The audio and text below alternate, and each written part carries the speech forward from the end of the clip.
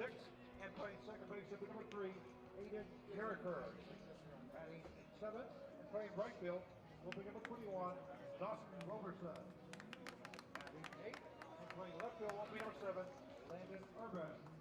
Batting 9, and catching number 15, Jerry Lacayo. And pitching for Kent will be number 14, Justin Wick. Wick on the mound for the Saints.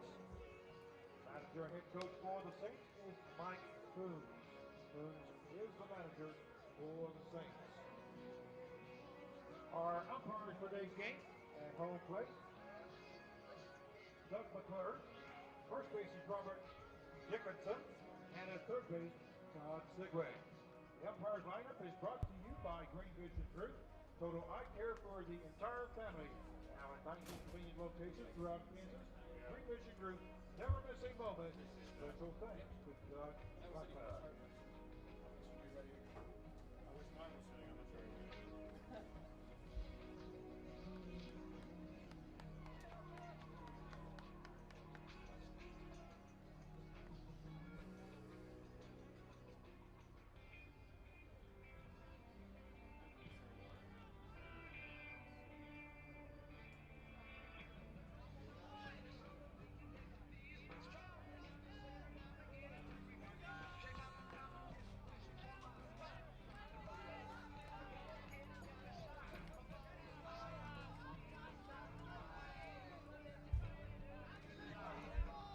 And now let's welcome on to the field the home team, the Game Day Colorado Saints. Hello and welcome to Lawrence Dumont Stadium on the banks of the Arkansas River for the 82nd Annual NBC World Series. And here we have in our second game of the day the Valley Center Diamond Dogs and the Game Day Colorado Saints. My name is Denning Garrick. I thank you for tuning in to the broadcast. Let's get right down to the starting lineups. First for the visiting team, the Valley Center Diamond Dogs. They come in with a pool play record of 2-0. They'll lead off with the center fielder, Michael Muka. Grant DeVore, the second baseman, will bat second. Chase Rader is the first baseman, hitting third. Brian Deaver will be in the cleanup spot. He'll play right field. Josh Koonsman hits fifth in left field. Alex Couch will play the hot corner and bat sixth. Hunter Douglas is the designated hitter, batting seventh. Braxton Byfield will do the catching and hitting eighth, and Jordan Barba will round out the starting lineup, batting ninth at shortstop. Corey Rasher, the left-hander, will make the start for Valley Center. The home team, the Game Day Colorado Saints, will lead off with the center fielder, Elias Aguirre.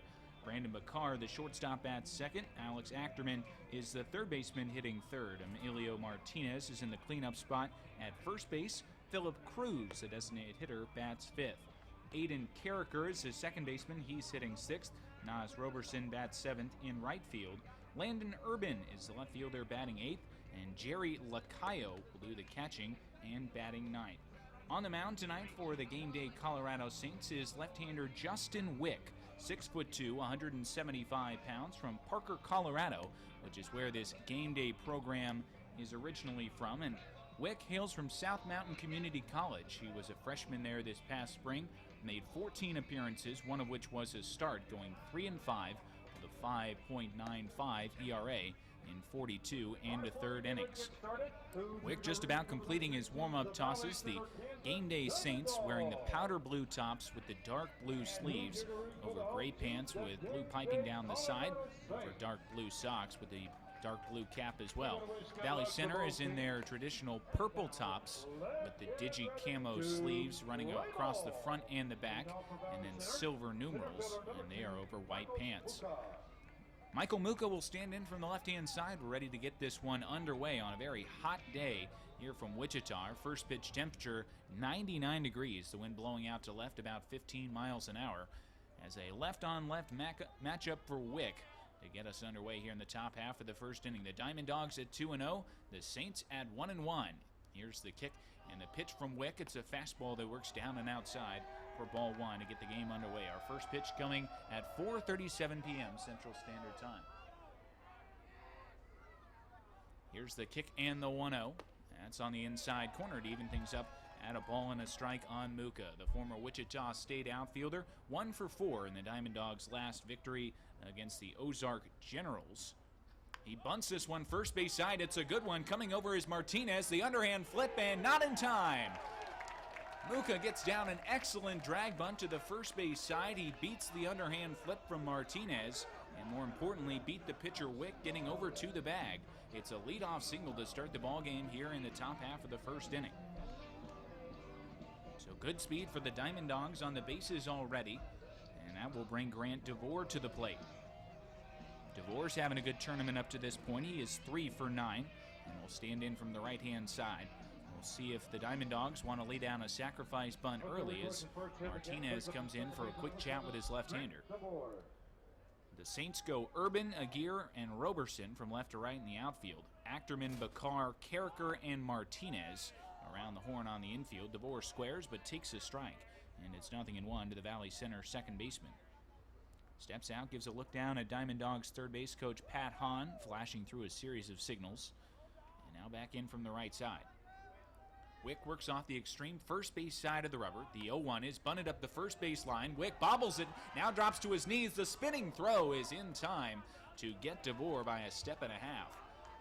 Wick, I think, had intentions of going to second there for the attempted force play, but then after the momentary bobble only had one play, and that was to flip it over to his first baseman Martinez. The sacrifice is completed, 1-3 on the putout. Up to second base on the play is Muka. There's one man down for Chase Rader.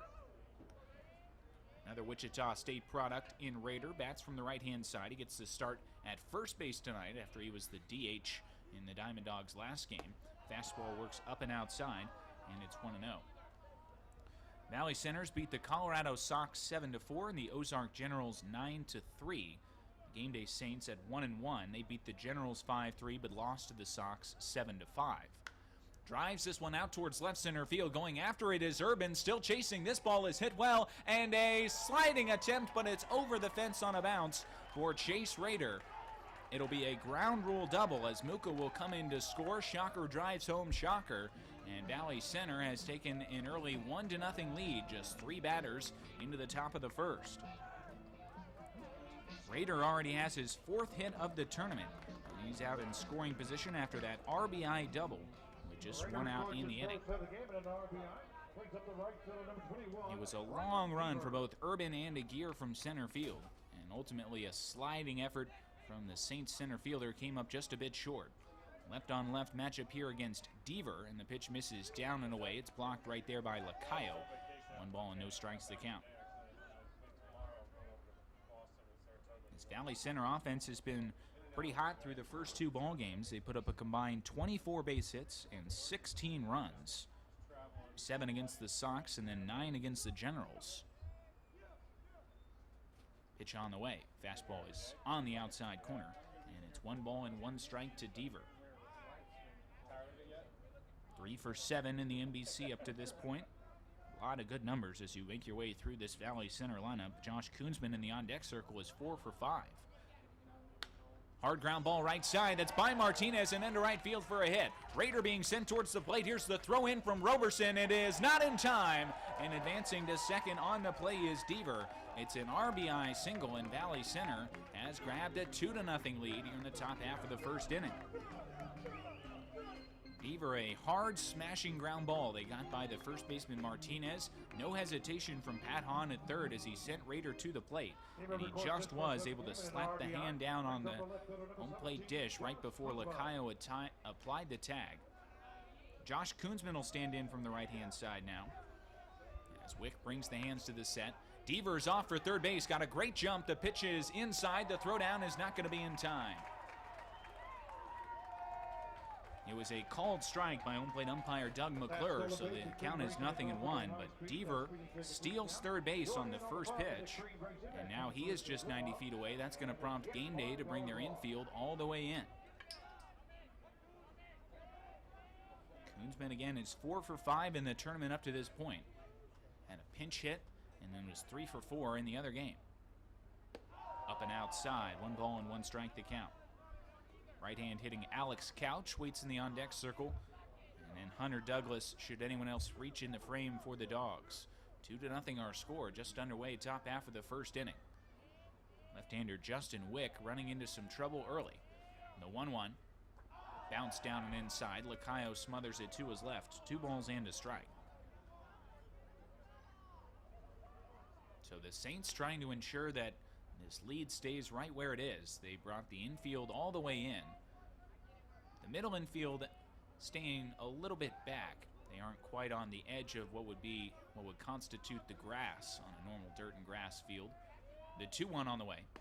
That's a fastball a little bit below the knees. And it's 3 balls and a strike now to Koonsman. It's the start tonight in left field for the Diamond Dogs, as Wick peers in for the sign, working out of the stretch off the first base side. Has the one he wants from Lacayo. Here's the 3-1. Outside for ball 4, and Koonsman draws the walk. Valley Center will have runners at the corners, and that's going to prompt a visit to the mound.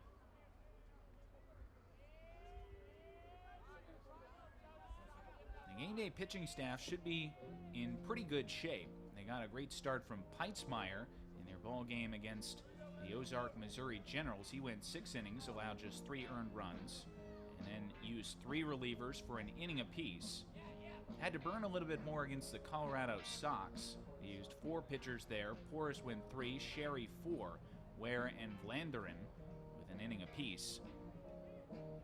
But still an important game in the pool. If the Game Day Saints can emerge victorious here, they'll improve to 2-1. Valley Center with the loss would drop to 2-1, and then of course the Saints would hold the head-to-head tiebreaker. The Colorado Sox already won the game just prior to this one. They beat the Ozark Generals 6-0, so they would be 2-1 as well. And then the tiebreaker would head into total run differential. Pitches down and inside. Lacayo picks it on the short hop, and then kind of moonwalks out of the home plate area. 1 ball and no strikes to count. Alex Couch 1 for 6 in the tournament up to this point. The third baseman batting from the right side. Has Deaver at third, Koonsman on at first. Wicks 1-0. Ground ball is sharply foul up the third base line. It's now 1-1.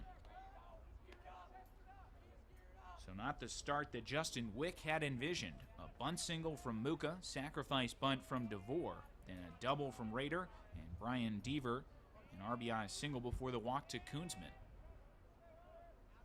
There goes the runner from first. The pitch is down and inside, and stealing second base standing is Koonsman.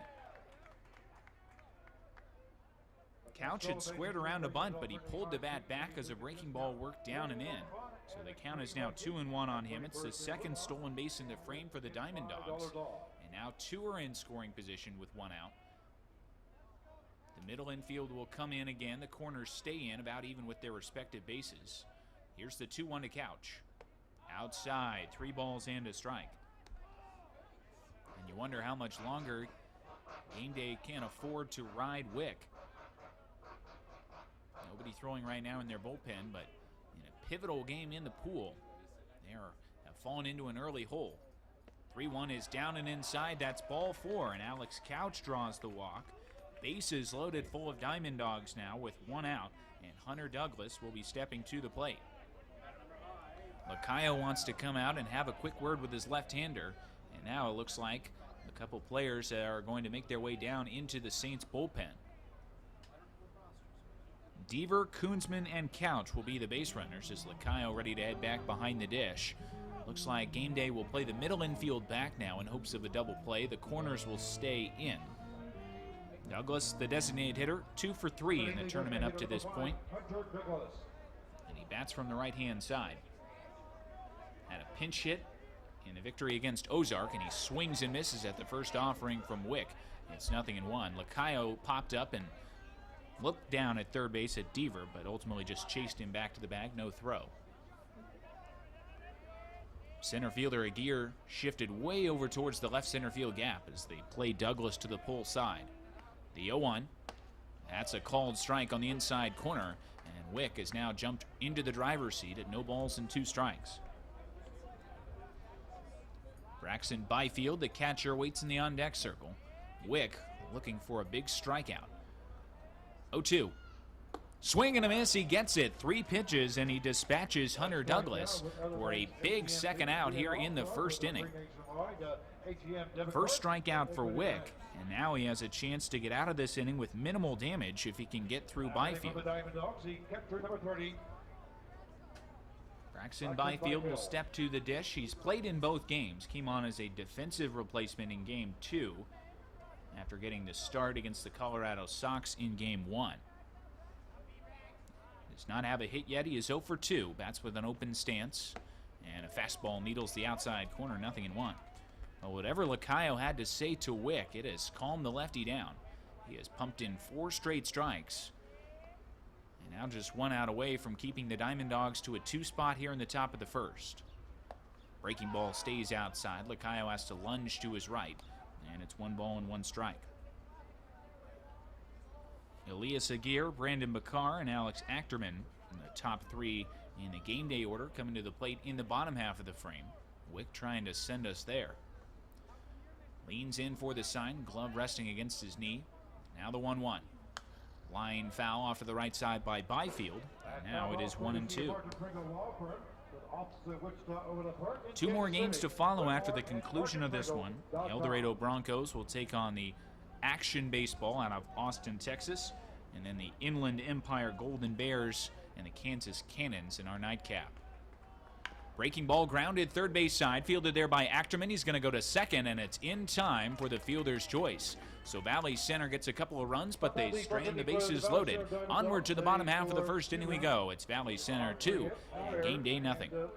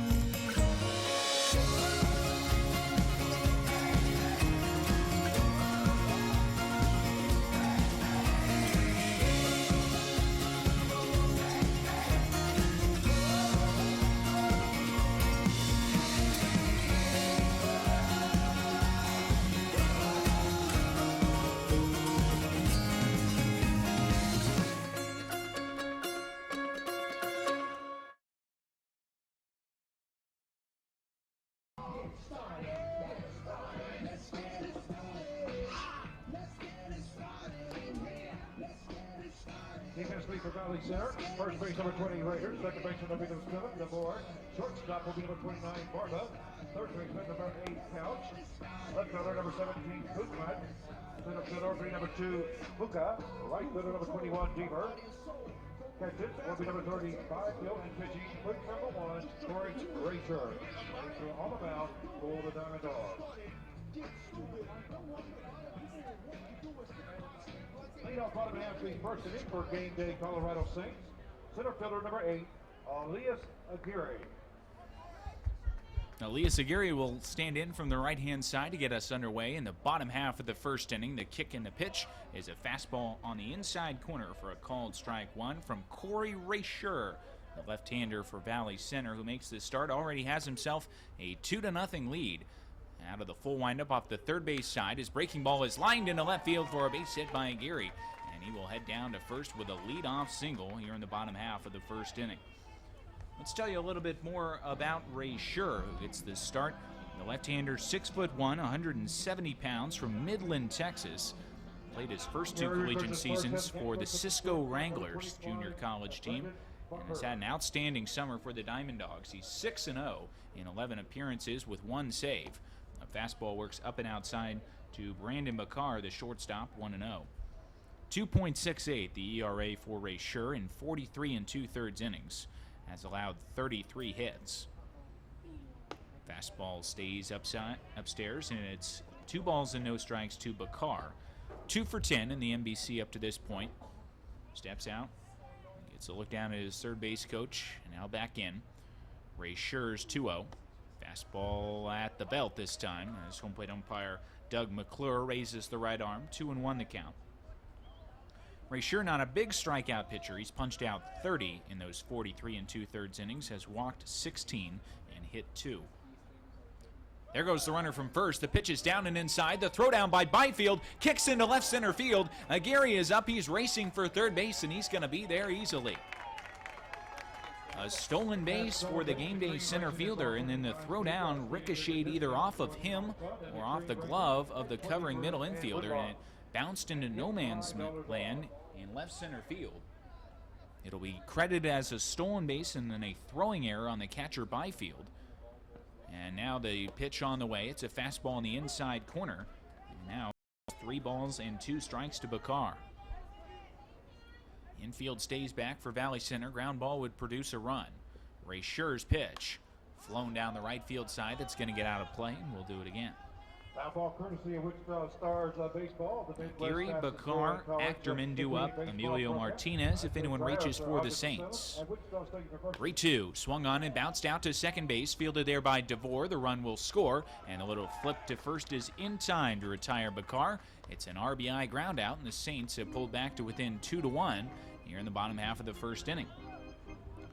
So the stolen base and then the throwing error helps generate a run. And the Saints have cut the deficit in half. Good productive out there from Bakar. And Alex Achterman will stand in from the left side. Fastball is a called strike on the outside corner. It's 0-1. Achterman 2 for 8 in the NBC. Bats with an open stance from the left side. Ray Scher's pitch is a fastball working down and away. And it's 1-1. Martinez, a right-hand hitter, waits in the on-deck circle. Ray Scher nods at the sign, and the pitch swung on and fouled back off the facing of the press box, and it's 1-2. Valley Center goes Koonsman, Muka, Deaver, left to right in the outfield. Couch, Barba, DeVore, Rader on the infield. Braxton Byfield is the catcher. Fastball is just a bit up and outside, and it's 2 balls and 2 strikes. Ray Scher looks to be bringing it in with some pretty good velocity. A little bit harder thrower than his counterpart Wick. Swing and a miss, a fastball upstairs, and he dispatches Achterman for the second out here in the first inning. First strikeout for the left-hander Ray Scher, and it's 2 outs and nobody aboard for Emilio Martinez. Ray Scher this past season for Cisco appeared in 11 games, 2 starts, was 6-2 with a 4.36 ERA for a team that advanced to the College World Series of Junior College Baseball. A pop-up down into foul territory. Rader is over, makes the call, and makes the catch to retire the side. So Martinez pops out to end the frame, but Game Day gets a run back. To the top of the second we go. The Valley Center Diamond Dogs 2, the Game Day Colorado Saints 1.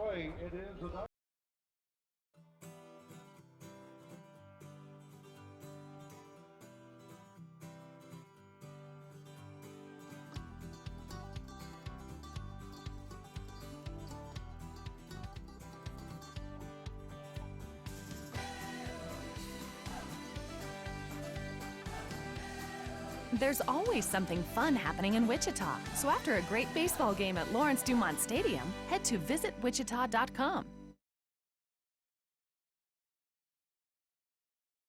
Flatbreads and delicious frozen treats. There's something for everyone. Quick Trip Kitchens, make today delicious.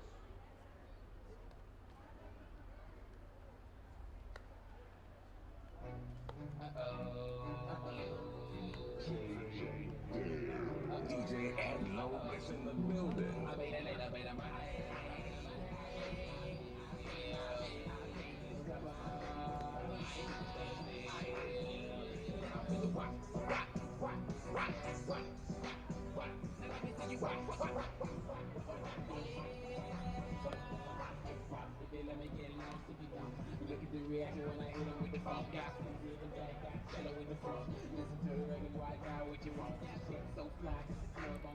Now pop out the second inning for the Diamond Dogs. Shortstop number 29, Jordan Barba. 9-1-2 stepping to the plate for Valley Center as we head into the top half of the second inning. The Diamond Dogs lead the Saints by the score of 2-1, and Jordan Barba will stand in from the right-hand side to get things underway. Wick back out there for a second inning of work, and his fastball misses up and outside for ball 1. 8 Valley Center hitters to the plate in the first. They got 2 runs, but Wick was able to work out of a bases-loaded 1-out jam with a strikeout and a groundout. Fastball paints the outside corner, and it's 1-1. Did have to work his way through 27 pitches in that first frame. 1-1.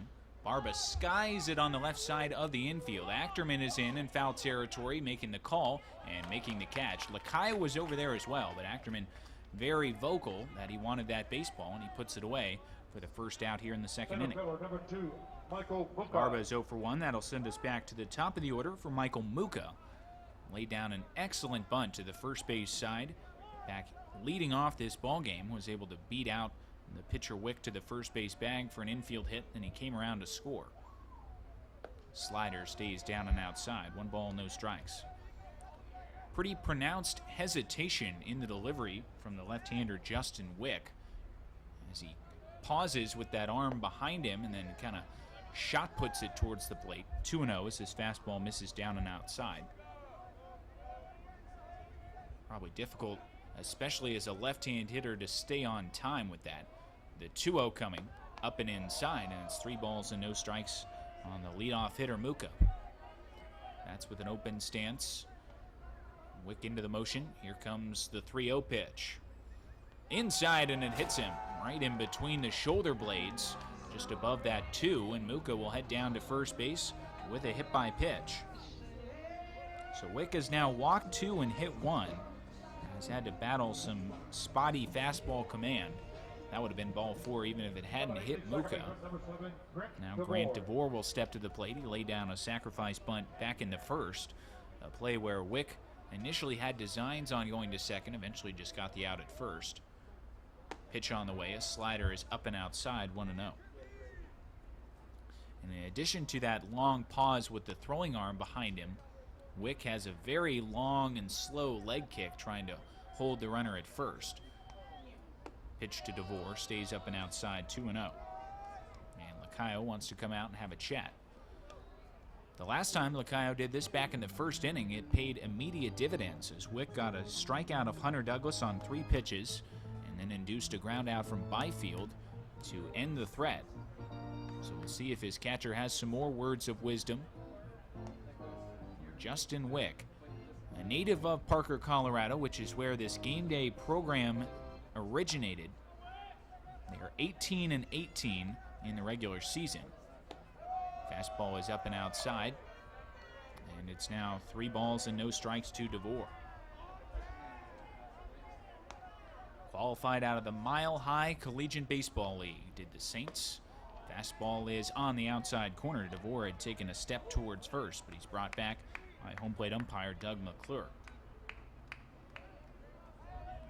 Wick brings the hands together. Muka not going, the 3-1. Down and outside, that's going to get all the way to the screen. It's ball 4 anyway, and that'll put runners at first and second with 1 out, and Chase Rader will come to the plate. The Saints qualified for the NBC by virtue of their performance in the MHCBL postseason tournament. They made it to the championship game where they ultimately fell to the Colorado Cyclones by the score of 11-3. But finishing second still got them a bid. Rader takes a fastball in the outside corner. It's 0-1. The Cyclones wrapped up pool play at 2-1, but unfortunately they did not qualify for the final 4, essentially, of this first week. Up and outside to Rader, and it's 1 ball and 1 strike. The spots we know right now, the Liberal BJs and the Burger King Kappahaws will be playing in one of those championship week qualifiers. 1-1 from Wick. Down and inside, and a great block that time from the catcher Lacayo to keep it in front.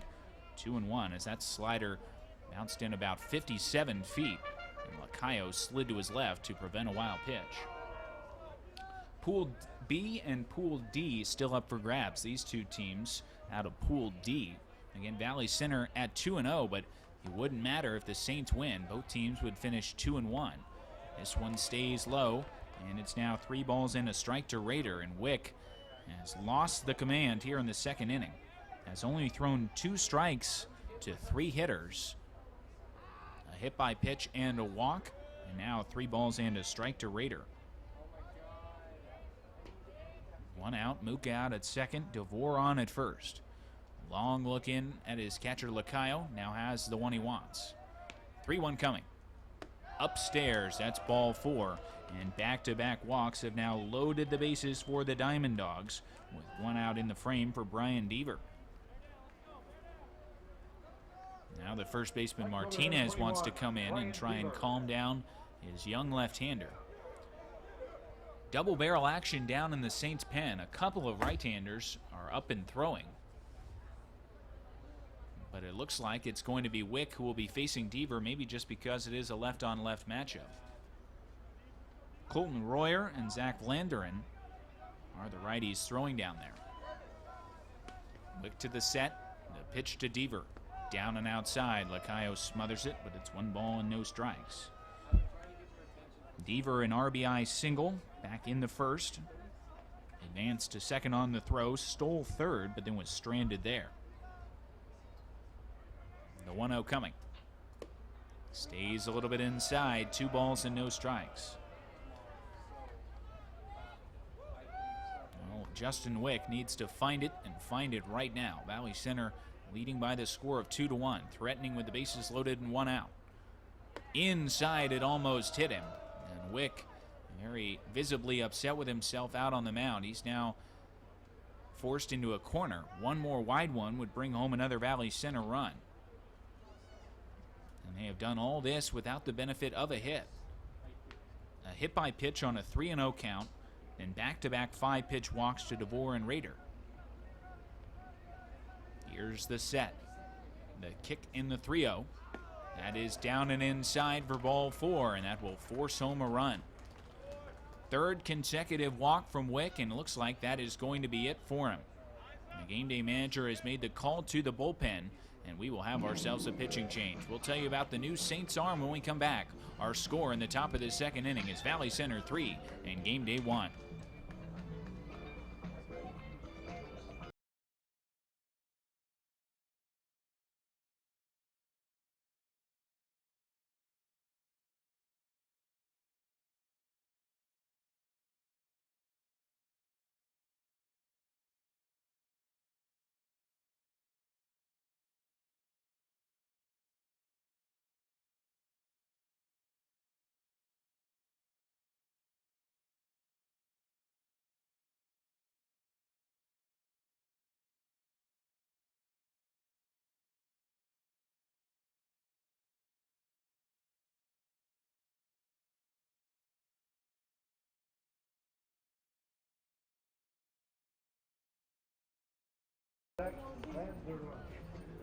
Vlanderen now on the mound for the Saints.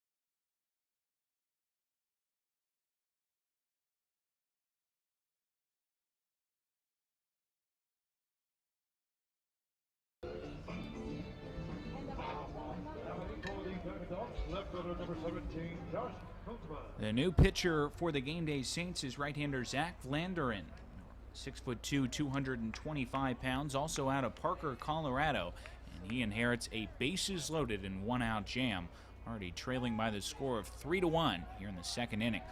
Vlanderen a right-on-right matchup against Josh Koonsman.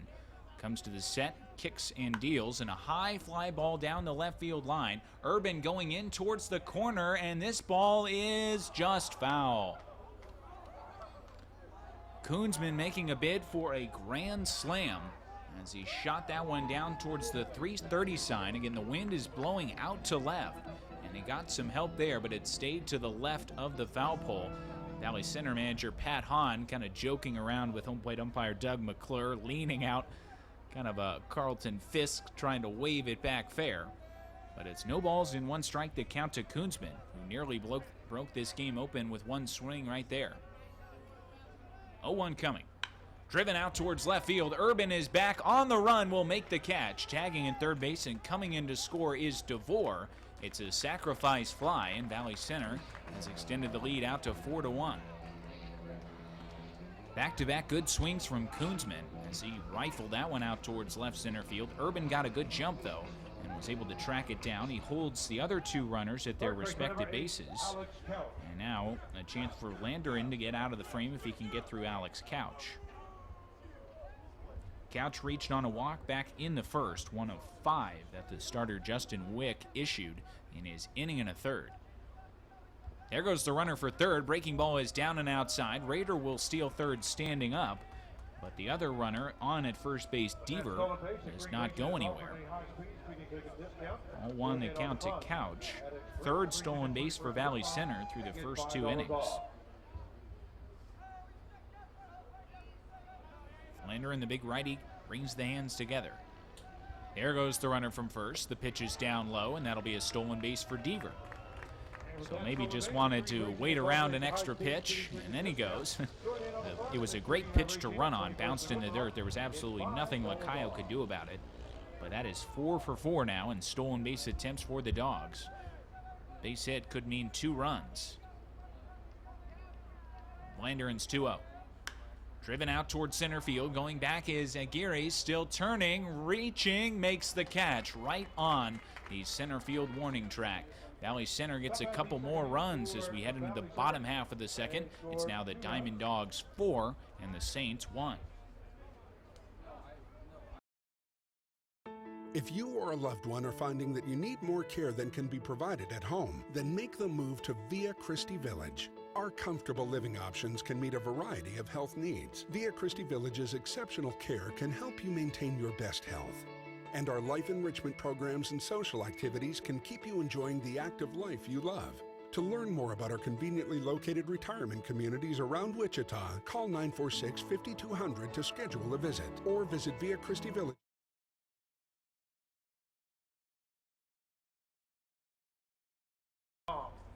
While you're up, make sure you grab an ice cold 12-ounce Bud Light for only $3. Offer is good till 6 p.m.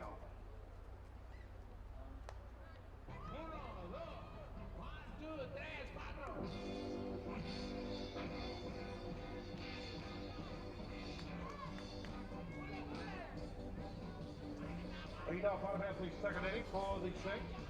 Just a hitter, number 2, Philip Cruz. Corey Rasher back out for another inning of work to deal with Philip Cruz, Aiden Carricker, and Naz Roberson, the 5, 6, and 7 hitters in the game day lineup. Rasher's pitch is a fastball that cuts down the heart of the plate for a called strike 1. 4-1, Valley Center out to an early lead. They've gotten 2 runs in both the first and second innings. Breaking ball is on the outside corner, and it's quickly 0-2 to Philip Cruz. The DH batting from the left side is 4 for 7 in the tournament up to this point, but now in an early hole. 0-2, breaking ball stays just a little bit down and inside, and it's now a ball and 2 strikes. Valley Center has already forced game day to the bullpen. Starter Justin Wick lasts just an inning and a third. Rasher's 1-2. Fastball is up and outside. 2 balls and 2 strikes. The count now to Cruz. A couple of righties in Carricker and Roberson to follow. Rasher needed 15 pitches to get through his first inning. Allowed a run, but it was unearned after a throwing error from the catcher Byfield. 2-2 is right down the heart of the plate. That's a called strike 3. He had Cruz looking for something else, and it's a strikeout for Rasher, his second. 1 up and 1 down for the Saints in the bottom of the second. Aiden Carricker will step to the plate. Carricker's still looking for his first base hit in the tournament. He is 0 for 5. The wind in the pitch, a fastball works up and outside for ball 1. It's the start this afternoon at second base for the Saints. Swing and a miss. A good changeup from Rasher. and that'll even things up at a ball and a strike. Carricker was 0 for 4 in the Saints' victory against the Ozark, Missouri Generals.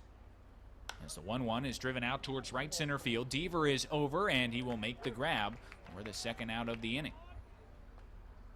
Ball that looked like it had some promise off the bat of Carricker, but Deaver gets a good first step, and he runs it down in right center field. 2 up and 2 down for the Saints. Nas Roberson will step to the plate. Going no bats today for the Saints. A couple of them have the old school dark blue stirrups on with those gray pants and the dark blue piping. Fastball is on the inside corner, and it's 0-1. Ray Scher looking for this ball game's first 1-2-3 inning. Valley Center has almost batted through their entire lineup twice in the first 2 frames. Fastball stays on the outside corner, 0-2. Roberson didn't like the call from home plate umpire Doug McClure, and he's now down in an early hole.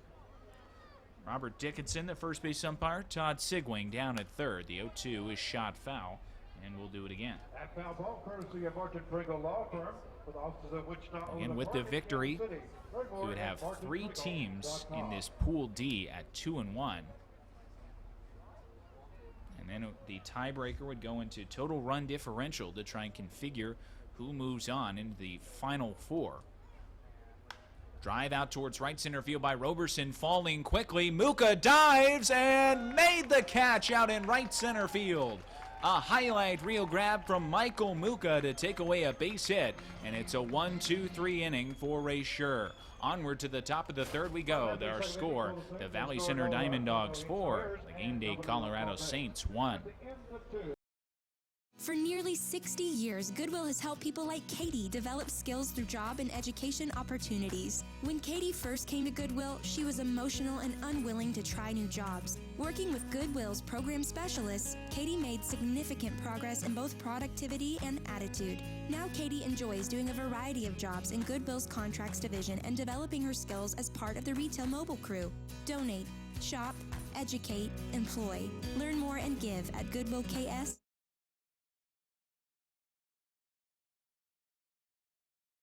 For the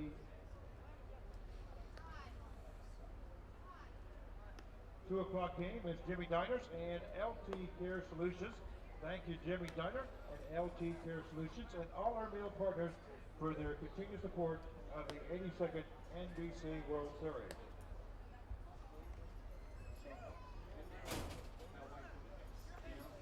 Somebody once told me the shop is doing a shit. She was looking for a dime with her finger and a thumb in the shit. Moving onward to the top of the third inning, Valley Center leads Game Day by the score of 4-1. Zach Vlanderen is back out there for his first full inning of work, and he'll be facing Hunter Douglas, Braxton Byfield, and Jordan Barba, a trio of right-hand hitters, in the 7, 8, and 9 spots in the order.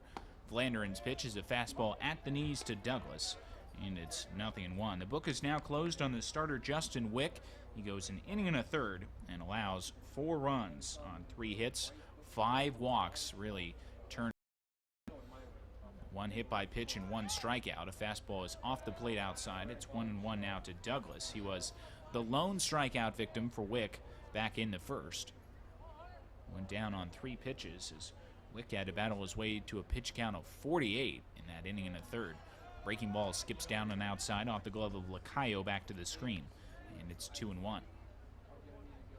Vlanderen making his second appearance of this tournament. Worked a scoreless inning for the Saints back against the Colorado Sox. Ground ball out towards shortstop. It's gobbled up there by Bakar. He sets and throws right by the second base bag, and the out is recorded as Douglas is now 0 for 2. One up and 1 down for Valley Center, and Braxton Byfield will step to the dish. He was 0 for 1 with a fielder's choice ground out that ended the first. As now Vlanderen has retired all 3 hitters that he faced. Out of the full windup into the motion and the pitch, and that hits him. Braxton Byfield turns the inside shoulder into a pitch working up and in, and he will head down to first base. It's the second hit by pitch by the Saints tonight. Muka was plunked back in the second, And a runner aboard for Jordan Barba. Barba popped out to the third baseman Achterman that was leading off the second, but Valley Center was still able to push across a couple of runs in the frame. Kicking the pitch, and it's a fastball in the outside corner for a called strike one. Barba now 2 for 8, and the tournament for the Diamond Dogs has been solid for them defensively. Both of these clubs have been very good out in the field. They've committed 2 errors apiece in their 2 games. Breaking ball stays outside 1-1. And if there has to be one statistical delineation between the haves and the have-nots in this tournament, it is defensive prowess. A breaking ball is on the outside corner. It's 1-2. You can survive the pool play section of this bracket with just a couple of quality arms, but it's really tough to cover up some shoddy defense, and that has proven to be true through the first couple days. Up and inside, it's over the head of Barba, who has to duck out of the way, and it's now 2-2.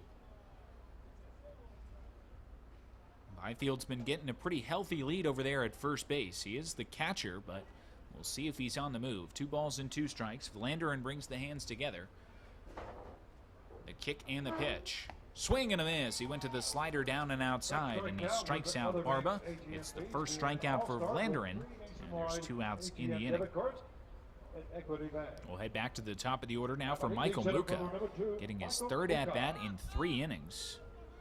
Spun single back in the first, was plunked in the second. Both times he has come around to score.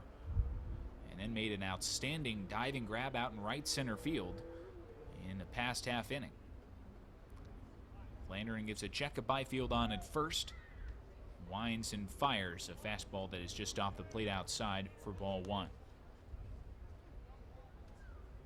That diving grab by Muka helps secure a 1-2-3 inning for Corey Ray Schur. He has allowed just 1 base hit through the first 2 frames. There goes Byfield. The pitch is driven down the right field line, but that's going to go off foul. And it makes its way just over the Valley Center bullpen down that way. 1 ball and 1 strike to count now to Muka. 3:30 into the corners here at Lawrence Dumont Stadium. And 385 out to straightaway left and straightaway right. Extends out to 400 feet in deepest center field with the big green batter's eye right behind that red outfield fence. 1 ball, 1 strike. Vlanderen's pitch. Down and inside with a slider. Muka is able to check the swing. They will appeal to third base umpire Todd Sigwing, and he says that Muka did not go around. 2 balls and a strike. So Byfield has been off with 1 pitch, was not going there. Has a very healthy lead. He's going again. The 2-1 is slapped back foul, and that's going to ricochet off one of the press box windows into the Saints dugout. 2 balls and 2 strikes to the count to Muka. 4-1 our score as we play in the top half of the 3rd inning. Our feature game to follow the conclusion of this one, the El Dorado Broncos and the Austin Action Baseball. And then the Inland Empire Golden Bears and Kansas Cannons will be our nightcap. That's scheduled for a 9:30 first pitch, though definitely do not quote me on that. Now move over, and Byfield is back in with a head-first dive. The tournament, for the most part, has done a good job of running on schedule. But when you get to the nightcap after a day full of baseball, it's very rare that that game is getting underway at 9:30. Here's the set and the 2-2. Broken background ball right back to the mound. It's fielded by Vlanderen, and the throw to first base is in time to retire Muka, and the side is retired. A 0 thrown up by the Saints reliever. He sends us to the bottom of the 3rd. Our score, Valley Center 4, and the Game Day Saints 1.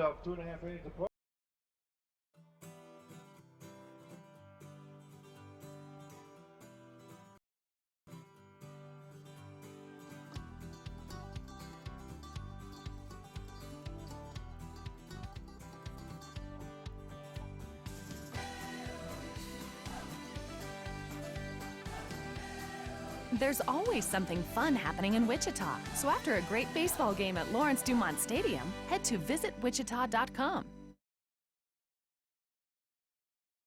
Tickets will be available soon.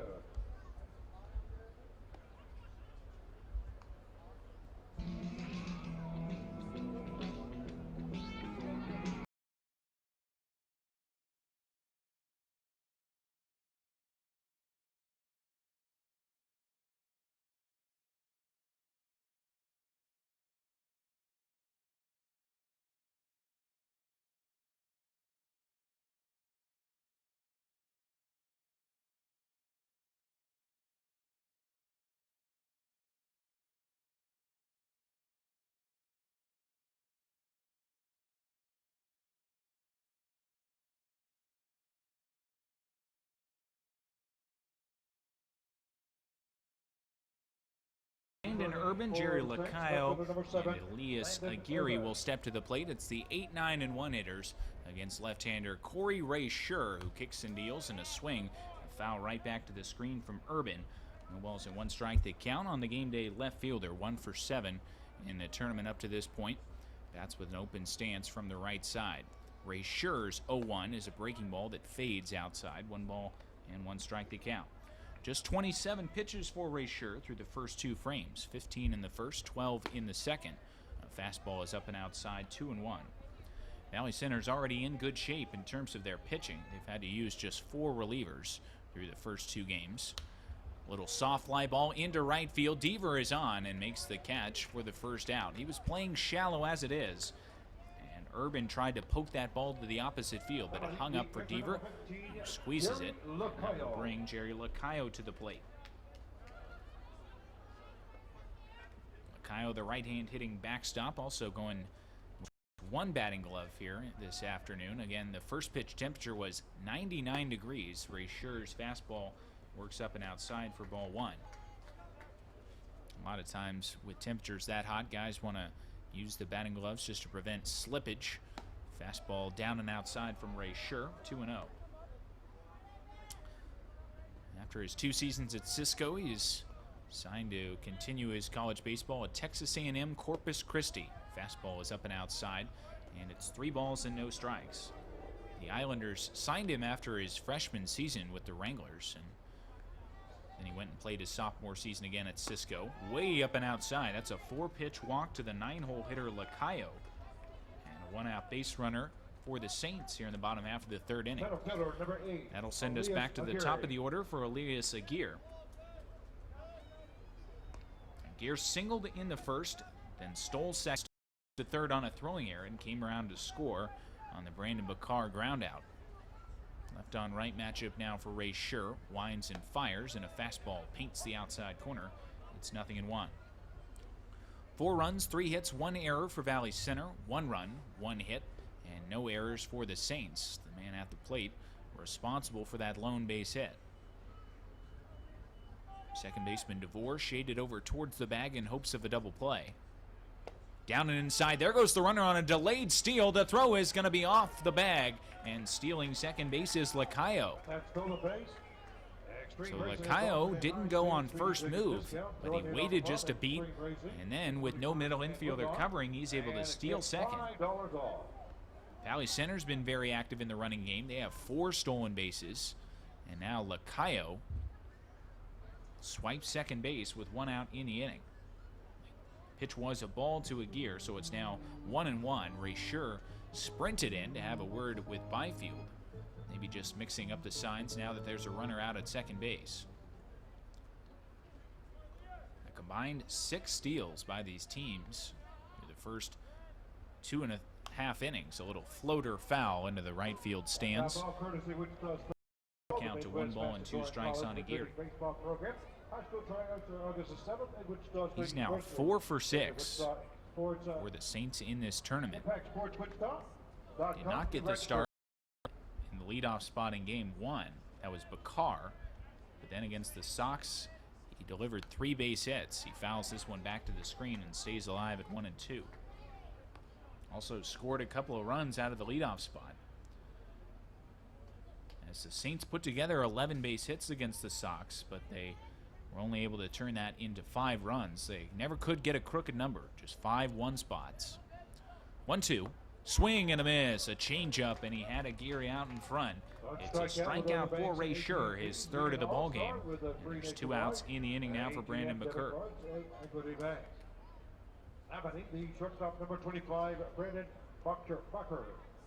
Bakar has himself an RBI ground out back in the first. Bounced out to the second baseman DeVore to bring home Aguirre. And I think time called right now as the third baseman Couch bends down to tie his shoe. And now it looks like the home plate umpire, Doug McClure, is coming out to talk things over with Ray Schur, and Pat Hahn coming out. The trainer is coming out. I think they all want to check on the Valley Center left-hander. just to make sure he is okay. The only thing I can guess is that there is something to do with the heat, because there hasn't been any kind of a ball struck back at Rayshore or anything else that would cause an injury, but it's a quick check on him. Hahn will head back to the dugout, the trainer back there as well. But whatever it is, McClure must have seen something from behind the plate and wanted to make sure that the young left-hander is all right. Just to reset, 4-1 our score. Here in the bottom half of the third inning, the Saints have a man in scoring position with 2 outs. The pitch to Bakar, a fastball, is just a little bit inside for ball 1.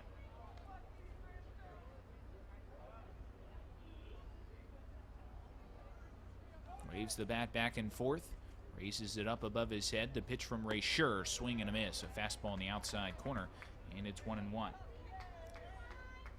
Rayshore hasn't had great feel for his breaking ball up to this point, but the fastball changeup combination has been good enough to get him through 2 2/3. There's a breaking ball, and it swung on and popped back foul as Byfield gives it a look. But the count now moves to 1-2. Fly out from Urban started the frame. Lacayo drew a 4-pitch walk and then stole second. But Aguirre struck out, and now it is up to Brandon Bakar. 1-2 on the way. Swing and a miss, a fastball upstairs. The 4th strikeout for Rayshore, and he sends us onward to the top half of the 4th inning. Our score, the Valley Center Diamond Dogs 4, the Game Day Colorado.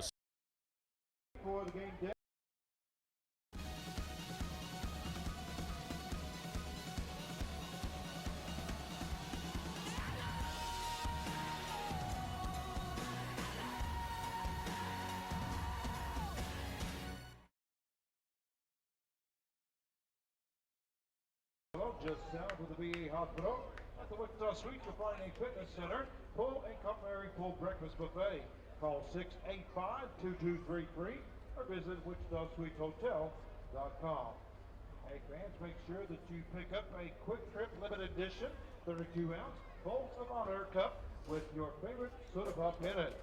It's only $5 and it goes to a good cause, the Folds of Honor Foundation.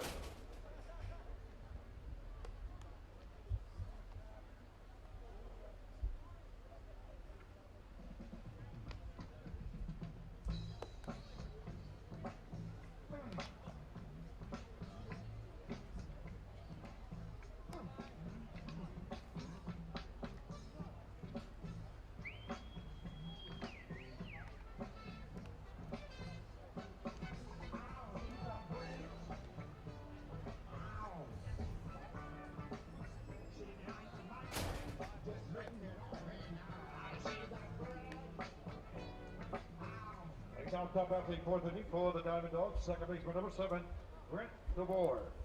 Grant DeVore will stand in from the right-hand side to get us underway here in the 4th. The kick and the pitch is a fastball in the outside corner from Zach Vlanderen, who was able to work his way around a 1-out hit-by pitch to throw up a 0 in the 3rd.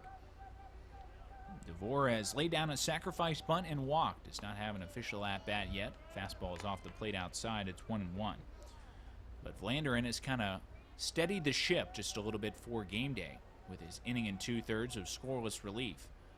Breaking ball is line fair up the third base line and moving in towards the corner. Urban over to cut it off near the fan pavilion. He'll fire into second base, but DeVore is in there sliding with a leadoff double.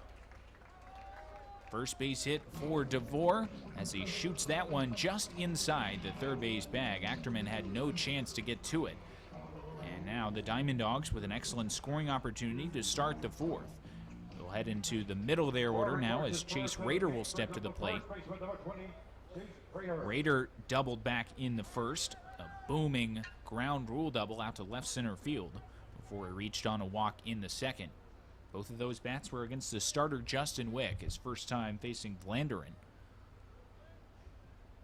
Here's the set, check of DeVore, now time is called. DeVore, a good runner out at second base. Listed as having 18 stolen bases for the Diamond Dogs in the regular season. Pitch on the way. Popped up down the third base line in foul territory. Everybody chasing, but no one's going to get to it as it lands equidistant from Urban, Ackerman, and Bakar all going out.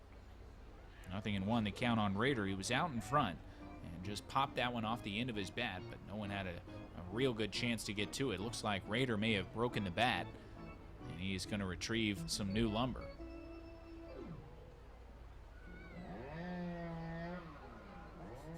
And the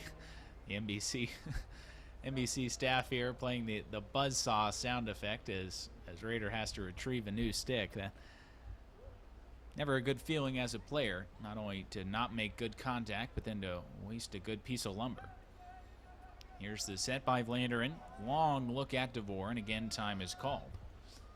The big righty trying to do everything he can to ensure that DeVore stays close at second.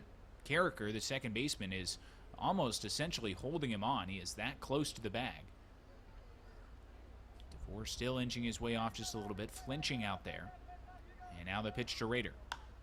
Driven out towards left center field, cruising over is Aguirre. He's there. It's Urban, the left fielder now, who makes the call and makes the catch. DeVore bluffs a tag, but nowhere to go. And the first out of the inning is recorded. So Rader fails to get the job done. He flies out to shallow left, and that'll bring up Brian Deaver. Deaver's having himself a good day offensively. Single with an RBI back in the first, and then a bases-loaded walk in the second. So he's driven home 2, has 2 stolen bases, and now a chance for a third. DeVore would likely score on any base hit to the outfield. Vlanderen winds and fires, and it's a fastball that stays low for ball 1. Deaver now 4 for 8 in the tournament. This Valley Center lineup loaded with guys who are batting above .333, albeit in small sample sizes. But it is a potent offense that helped them finish second in the Kansas Collegiate Baseball League. 1-0. Just a bit down and outside. 2 balls and no strikes. Josh Koonsman, the left fielder, waits in the on-deck circle for the Dawgs. 4-1 our score as we play here in the top half of the 4th inning. Center fielder Aguirre playing over towards the left center field gap, shading Deaver the other way. 2-0, change up on the outside corner. Doug McClure raises the right arm. It's 2-1. Again, 1 game already completed today. The Colorado Sox shutting out the Ozark Generals 6-0. The Generals will finish their tournament at 0 for 3. The Sox move to 2-1 in pool play. There goes DeVore for third. The pitch is lined into left field. That's down for a base hit. And DeVore will be able to turn third and easily come in to score. The throw is all the way in towards the plate. But it's an RBI single for Brian Deaver. He's got 3 RBI.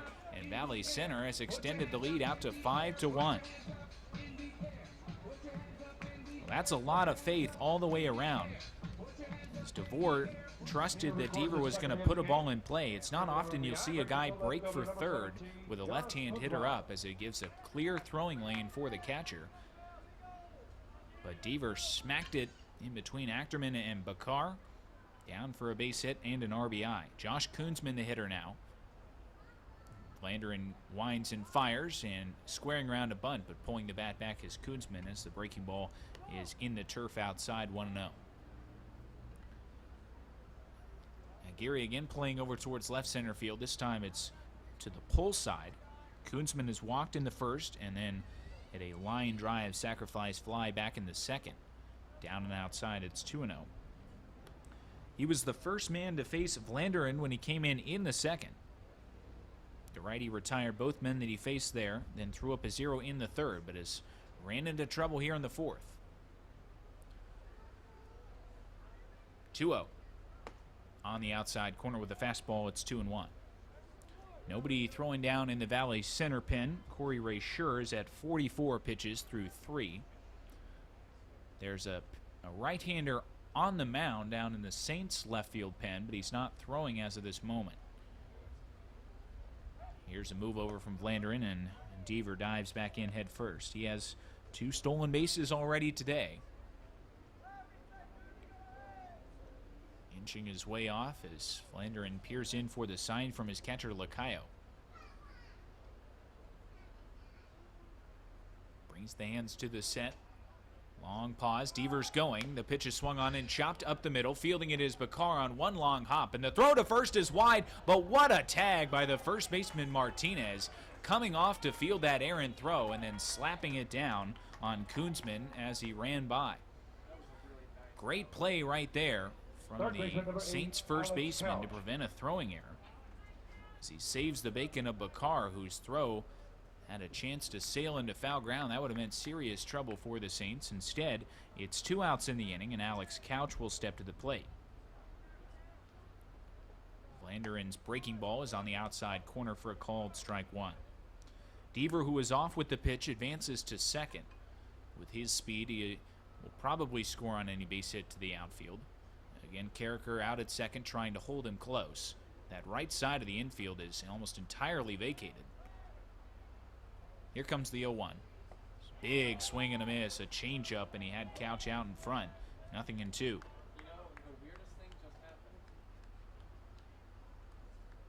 A run already home in the inning on Devers' RBI single. Grant DeVore led off the frame with a double and came around to score.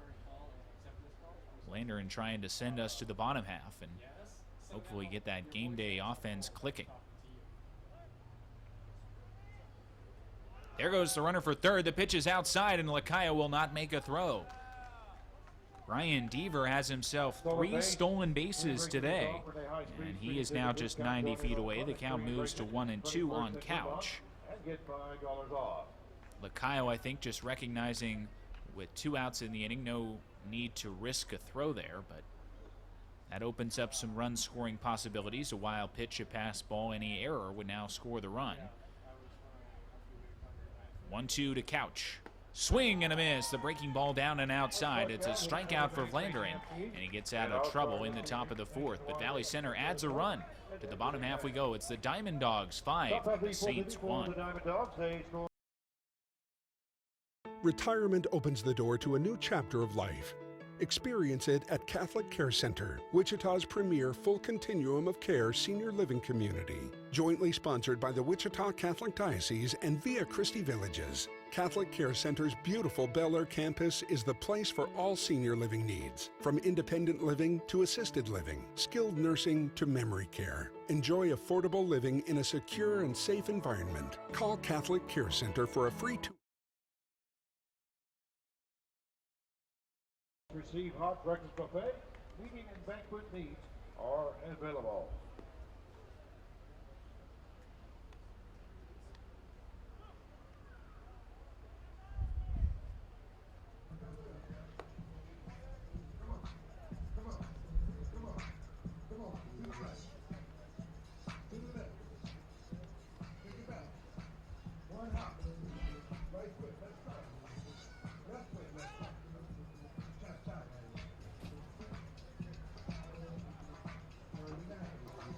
We're into the bottom half of the fourth inning. Valley Center leads the game day Colorado Saints by the score of 5-1. Corey Ray Schur is back out there to face 3, 4, and 5 in the Saints order. Alex Achterman fouls the first pitch right back to the screen. It's 0-1.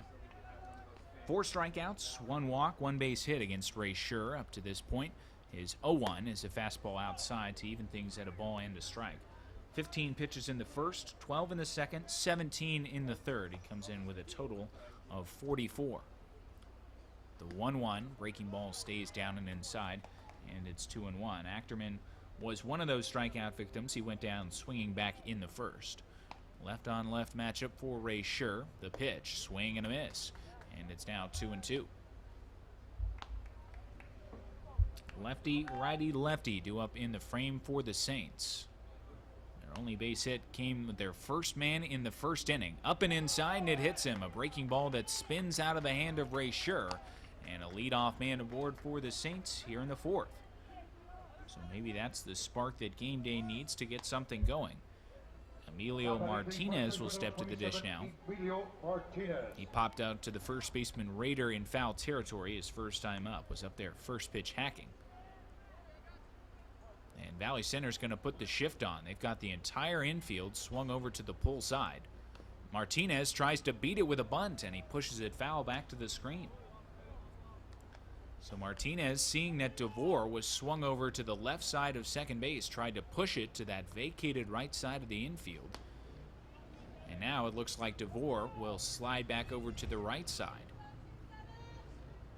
Still definitely playing up the middle, but now a little bit more protected. There goes the runner. The pitch is down and inside. Byfield's throw is very wide, and it's a stolen base for Alex Achterman. Third stolen base for the Saints. They have a man in scoring position with nobody out in the inning as the count is 1-1 on Martinez. An impossible pitch for Byfield to do anything with. It was down and inside, and he did good just to get that throw off. Ray Scher's 1-1. Lined into center field. That's going to be down for a base hit. Achterman is being sent towards the plate now. Stopped, but the ball gets by Muka and now trickles behind him. Martinez will pull into second. Coming in to score is Achterman. And game day has cut the lead to 5-2. It'll be a single and then an E8 on the center fielder Muka as that ball trickled behind him. And game day has recorded their second run. Looks like Pat Hahn is out of the dugout and he is signaling down to the bullpen. So that will be it for Ray Scher. We'll tell you about the new Valley Center arm when we come back. Our score, the Diamond Dogs 5 and the Saints 2.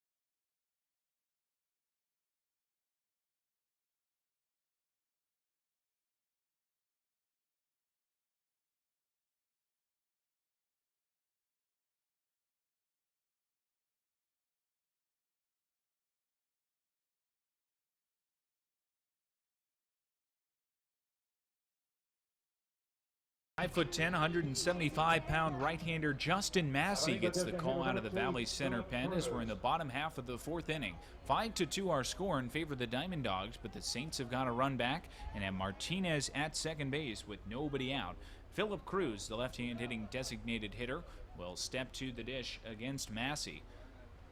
Brings the hands to a high set, kicks and fires, and a fastball is on the outside corner for a called strike one.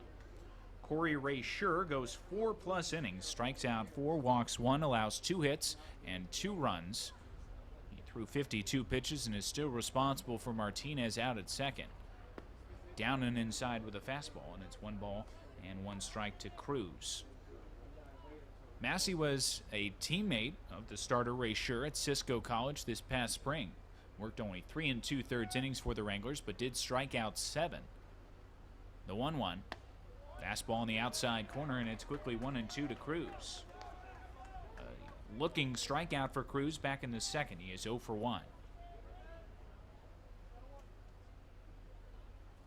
That run right now, I believe, is unearned. That scored in the inning against Ray Scher, thanks to the air out in center field from Muka. 1-2 is a fastball up and outside, and it's 2 balls and 2 strikes. And the run that scored against Ray Scher back in the first was unearned due to the throwing error by the catcher Byfield. Valley Center has committed the only 2 errors in the ballgame, but they still have a 3-run lead as we play here in the fourth. Massey's 2-2, down and outside. 3 balls and 2 strikes now to Cruz. Aiden Carricker, the second baseman, to follow, as Roberson waits after that. Martinez just an average runner out at second base. Inching his way off, the defense playing deep and straight away for Cruz. 3-2 on the way. Chopping ground ball right side. That'll advance Martinez to third. DeVore's got it, throws off balance, and it's just in time to retire the hustling Cruz. One out in the inning. DeVore had to kind of play that one off to the side as the spin caused it to take a little bit of a funky late hop.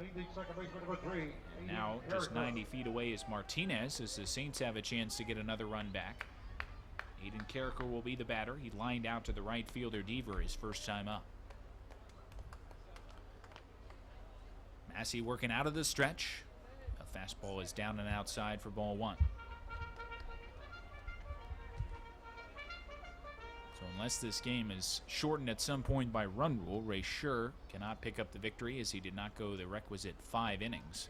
A breaking ball and a good one from Massey evens things up at a ball and a strike. Austin Johnson, another right-hander, has begun to throw down in the Valley center pen. The righty is up and loosening down the Saints side as well. Ground ball third base side. The runner's going to come to the plate, and Couch will go across the diamond for the out. Looked like he took a look at home, but he elected to get the sure out at first. The Saints get another run back, and it is now 5-3. So get him on, get him over, and get him in. The Saints execute the plan to perfection. They've gotten 2 runs into frame. Nas Roberson will try and get the rally restarted. 2 outs and nobody aboard. He swings and loops it foul off to the right side and out of play. It's 0-1. And that run is charged to Ray Scher, so the book is now closed on him. Massey's 0-1. On the inside corner with a fastball, and it's 0-2. Roberson lined out to the center fielder Muka his first time up, who made a diving grab out in right center field to take away a base hit. 0-2. Breaking ball just a little bit down. Roberson's able to check the swing, and it's 1 ball and 2 strikes. 2 runs in the first for Valley Center, 2 in the second, 1 in the fourth. Game day with a run in the bottom of the first, and then 2 more here in the bottom of the fourth. 5-3 our score. The 1-2 skips all the way back to the screen. Diamond Dogs will have 7, 8, and 9 due up when we head into the 5th. The question remains whether it will be Zach Vlanderen or a new game day pitcher. 2-2, breaking ball stays downstairs. 3 balls and 2 strikes now to Roberson. Third baseman Couch guarding the line. Muka's a couple steps over towards left center field. 3-2 is on the way. That is low for ball 4, and right-hander Massey loses Roberson after having him down in the count 0-2. 2-out walk for Roberson. He stands at first base, and Landon Urban will step to the dish. Urban flew out to Deaver, leading off the 3rd inning. He's 0 for 1. Massey winds and fires a fastball down and outside for ball 1. So game day's got to feel pretty good about their situation here. They have turned just 2 hits into 3 runs with help from 2 Valley Center errors. Meanwhile, the Diamond Dogs have wasted a couple of scoring opportunities. The runner was ready to break for second base as the pitch misses down and outside, but it looked like Roberson kind of mistimed the jump, and so he slammed on the brakes as Byfield blocked that breaking ball down and outside. 2-0 is the count. Valley Center has left 7 runners on through the first 4 innings. We'll see if that comes back to bite him. 2-0 is low. 3 balls and no strikes as suddenly Massey has lost command of the strike zone. He's missed with his last 7 offerings. Walked 6 in a small sample size of 3 2/3 at Cisco. On the inside corner with a fastball. And it's 3-1 now to Landon Urban. Just 1 for 8 in the tournament thus far. We'll see if he's taking again. There goes the runner from first, and it's fouled back to the screen. A big cut from Urban as he nearly fell over himself, fouling that one away. And it's now 3-2. So Roberson was off with that pitch. He'll be going now with the count 3 balls, 2 strikes, and 2 outs in the inning. Potential tying run at the plate. There he goes, the pitch. Swing and a miss, a fastball upstairs. Urban strikes out, and Valley Center is out of the inning. But Game Day gets a couple runs back. To the top of the fifth we go. It's the Diamond Dogs 5 and the Saints 3. Mount up, take off, and chase the sun. Experience more of what makes Kansas great. And let K-Tag help you get there. 236 miles of road, endless destinations of wonder. Start your adventure with K-Tag. Get your free K-Tag at myktag.com. Your cooling needs. Fans, while you're up, make sure to grab an ice cold 12-ounce Bud Light for only $3. Offer is good till 6 p.m. You got 7 minutes.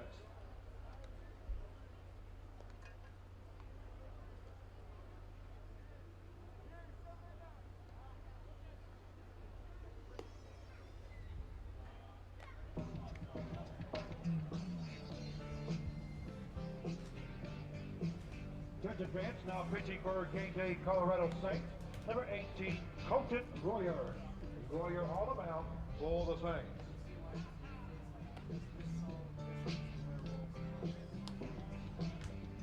It was 1989, my thoughts were short, my hair was long. Caught somewhere between it and man. She was 17 and she was far from in between. Northern Michigan.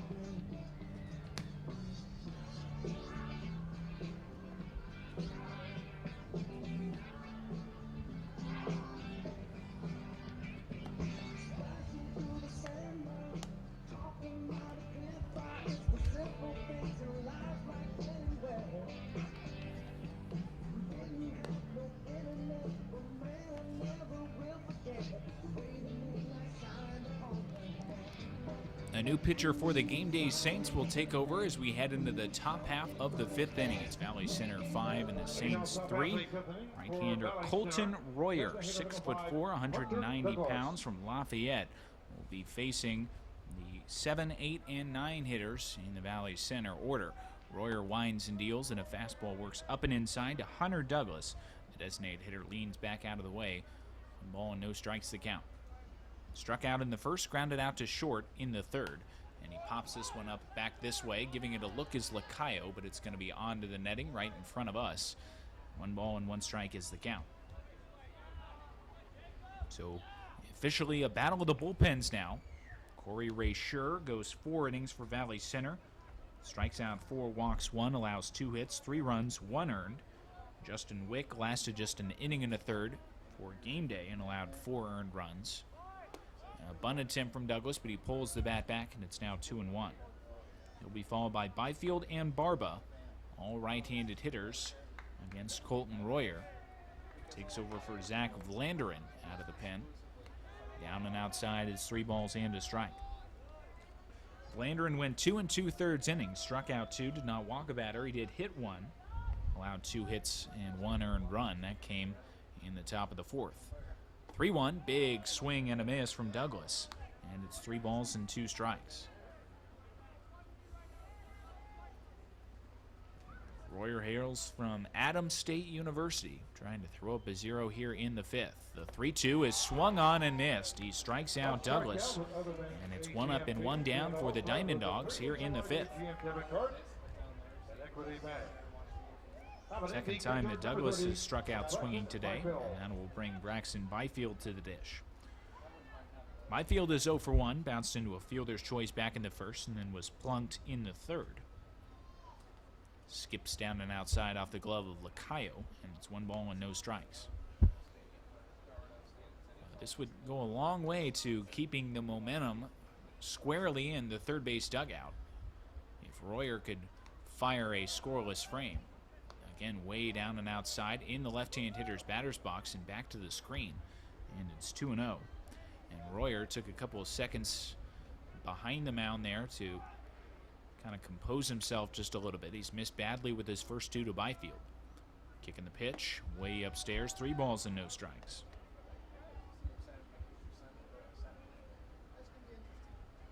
Game Day has issued 7 free passes today. Wick, the starter, walked 5. He hit 1, and then Blanderen hit 1 as well. And this fastball is at the knees to move the count to 3-1 on Byfield.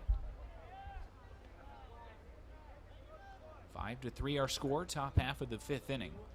Looks like a lefty is already up and throwing for the Saints down in their pen as the 3-1 is down and outside. Lacayo tries to smother it, but it's a 1-out walk to Byfield. And a runner aboard now for Jordan Barba. Dylan Sherry is the man down there tossing for the Saints. As looks like they may just want to play some matchups or don't want Royer to have to go too long if they're saving him for a potential next game. Again, if the Saints have any hopes of advancing in this tournament, they absolutely have to win this ball game here against Valley Center. That would move both of these teams to 2-1. And then we would have to get into run differential tiebreakers. Up and outside to Barba. And it's 1 ball and no strikes on the Diamond Dogs shortstop. Barba's 0 for 2. Popped out to third in the second, then struck out against Blanderen in the third. Royer's fastball paints the outside corner, and it's now 1-1. Barba now 2 for 9. Waves the bat back and forth. Now Royer steps off and looks Byfield back to the first base bag. Even though Byfield is a catcher, he was on the move a couple of times when he last reached in the third. Not going, and it's way up and inside over the head of Barba. 2-1. The Saints will have 9-1-2 in the bottom half of the 5th inning. Right now facing a 2-run deficit, but Valley Center threatening. Royer's pitch is driven out into left field. That's falling quickly, and it's going to be down for a base hit as Urban has to play it on a hop. It's a line drive single for Jordan Barba, and the Diamond Dogs now have runners at first and second, and we'll send it back to the top of the order for Michael Muka. Muka has singled, been hit by a pitch, and then grounded back to the mound. He is 1 for 2, has scored a couple of runs. Is still a threat to bunt even in a non-traditional sacrifice situation with his good speed and good ability to drag the ball to the right side. Pitch on the way. It's just a little bit down and outside from Royer. 1 ball and no strikes to count. Strikeout, walk, single to start the inning for the Diamond Dogs. They now have 6 base hits through 4 1/3. Muka takes again low and outside. 2 balls and no strikes. Saints outfield plays him a little bit to the pull side, but then the left fielder Urban is shading him towards the line. The 2-0 is grounded sharply foul up the first base line towards the Diamond Dogs pen. It's now 2-1. So the result is Aguirre is just a couple steps towards right center. Urban is towards the left field line, and so there is a massive gap out in left center field. Check the runner out at second. The 2-1. It is bunted, and it's back to the screen. So Muka trying for his second bunt base hit of the afternoon. This one, though, is shot back this way and moves the count to 2-2. Byfield is the runner out at second. Barba the man on at first. As Valley Center hoping to get a couple of the runs back that Game Day was able to put up in the bottom of the 4th. Royer nods at the sign, brings the hands together, the 2-2, up and outside. 3 balls and 2 strikes now to Muka. We'll see how aggressive Valley Center wants to get. Would they dare to put the runners in motion? Here's the set. They're going. The 3-2 is down and outside for ball 4. So the Diamond Dogs were aggressive. They were sending both runners, but it doesn't matter as Muka takes the walk. He's on for the 3rd time this afternoon.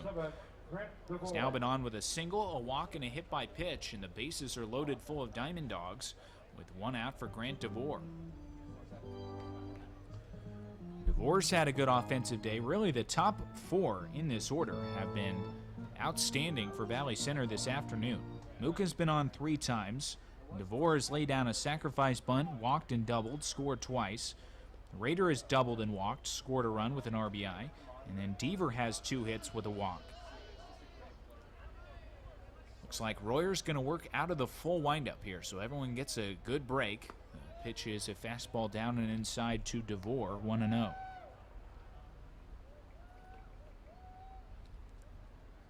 Here's the wind and the pitch. Hits him in the back. A bases-loaded hit by pitch of Grant DeVore, and that will force home a run. Makes it 6-3, and the game day manager can't come out of the dugout fast enough. We'll see if this is the end for Royer. I've seen Royer out there checking his right hand a couple of times. He's doing it right now. I wonder if he has some kind of a blister or an issue with his nail. But he has been looking down at his hand between pitches almost constantly. But it looks like he will get a chance to continue. Mike Coons, the game day manager, has led his team to an 18-18 regular season record. Now has them one win away from potentially advancing to the Final Four of this first week of pool play. But things rather tenuous here in the top of the fifth. They trail 6-3. The bases are loaded full of Diamond Dogs, and Chase Rader is stepping to the plate. Royer continues to work out of the full windup.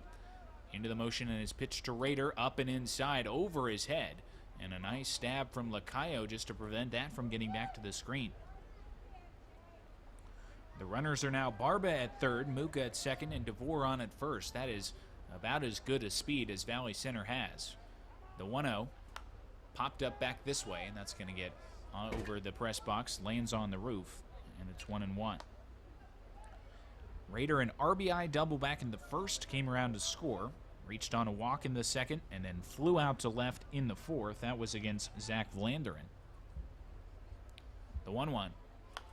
Pops this one up, third base side, might get out of play, over his Ackerman, and it is just 3 rows into the stands. Would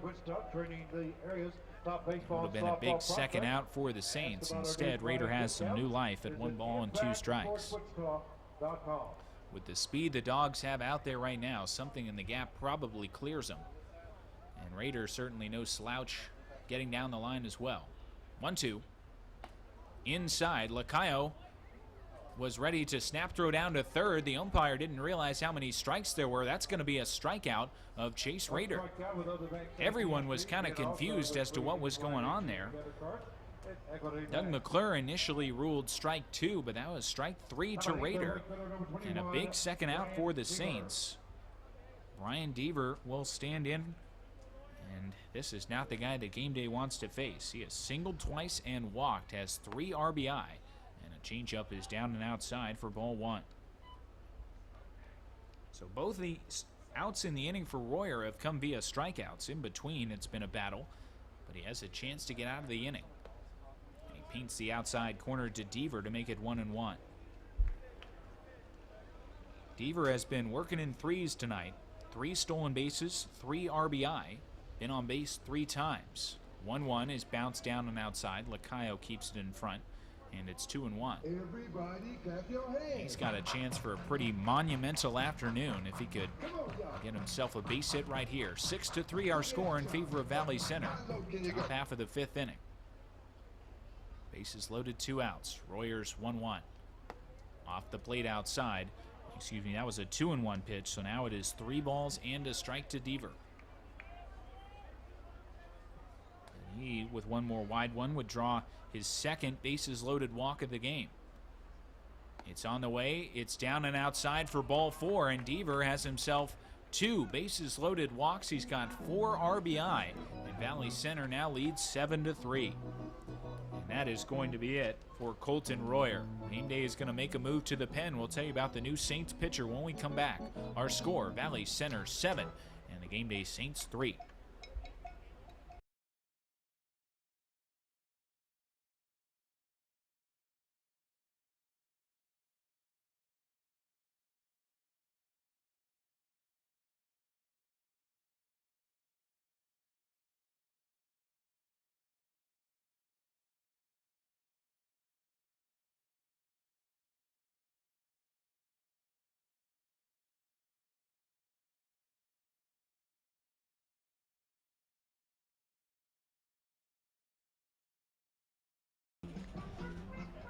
Attention fans, now pitching for a game day Colorado Saints. Number 9, Dylan Cherry. Cherry now on the mound for the Saints. This call to the bullpen is brought to you by Kansas Orthopedic Center. We help people get better.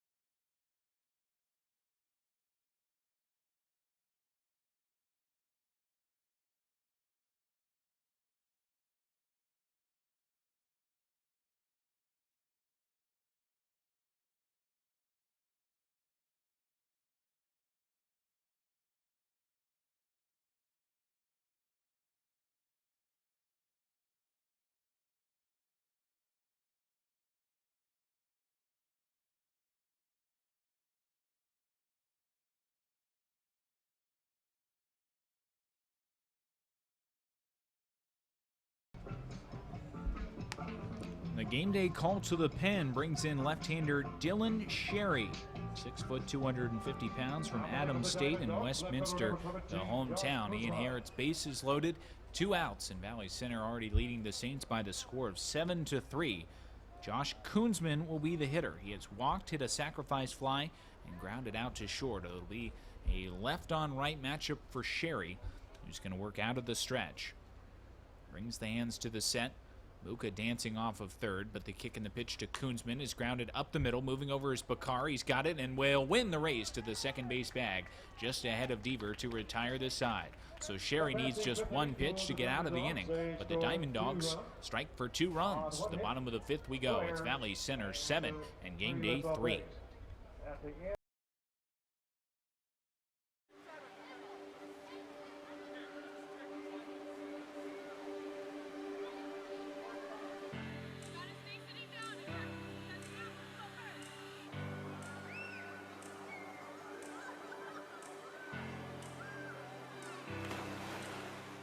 I couldn't run and play like the other kids until I got my transplant. Samaya's life was made possible by a generous donor. Samaya got her life back, and we got our little girl back. What can you make possible? Organ, eye, and tissue donors are life donors. Register at donatelife.net.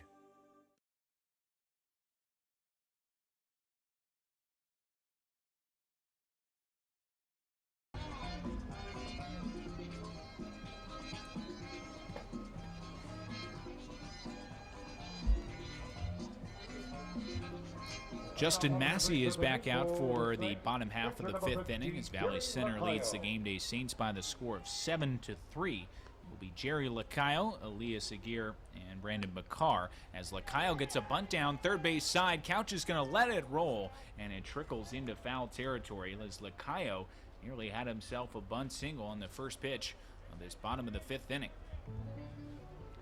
Massey came on in the 4th, got a couple of ground outs before issuing a 2-out walk to Roberson. His strikeout of Landon Urban eventually retired the side.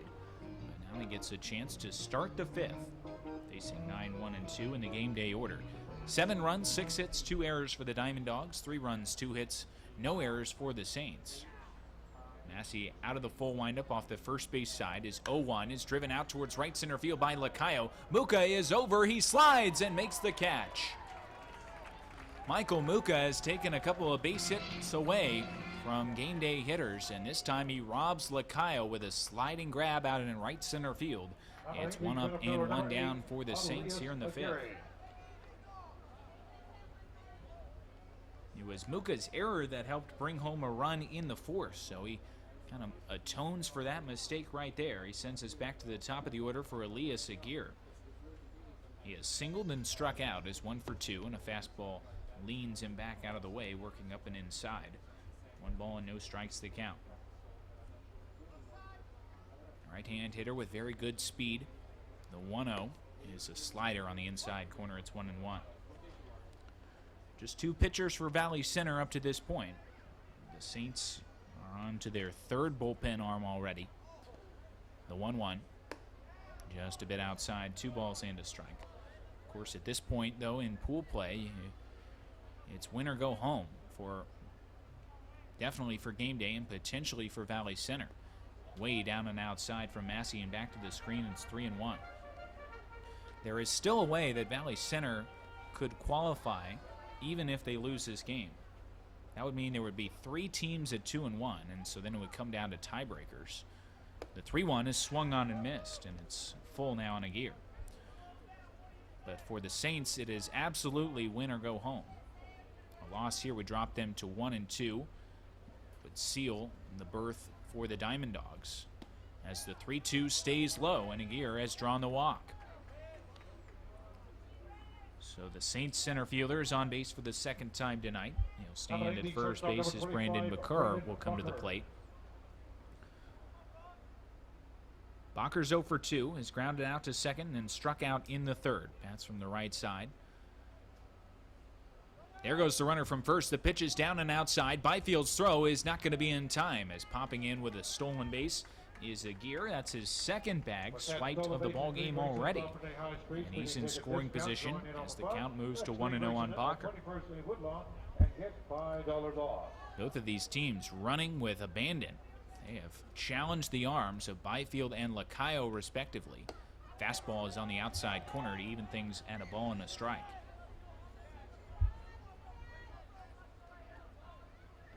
And as a result, both teams have been able to make the hits count. They've been stealing bases all over the place. Line drive right at the shortstop Barba, who makes the catch. Good heads-up base running by Aguirre as he's able to slide safely back into second, but tough hitting luck for Bacher as he's now 0 for 3 on that line out to short. Game day probably feels like they deserve better in this half inning. Couple of lineouts. But as it is, they've got a man in scoring position, 2 outs, and Alex Achterman to the plate. A change-up fades down and outside for ball 1. 7-3, Valley Center our score as we play in the bottom half of the 5th inning. Massey's 1-0. Ground ball up the middle, off the end of the glove, charging into field. It is DeVore, throws on the run, and it's just in time to retire Achterman. So Aguirre with a 1-out walk steals a base, but is stranded right there.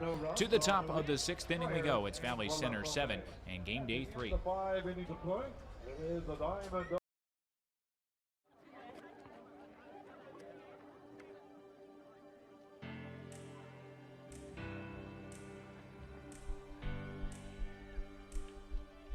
After a double lung transplant, I finished this race, and I started a new race called Life, made possible by my generous donor. You know what I mean? What can you make possible? Organ, eye, and tissue donors are life donors. Register at donatelife.net.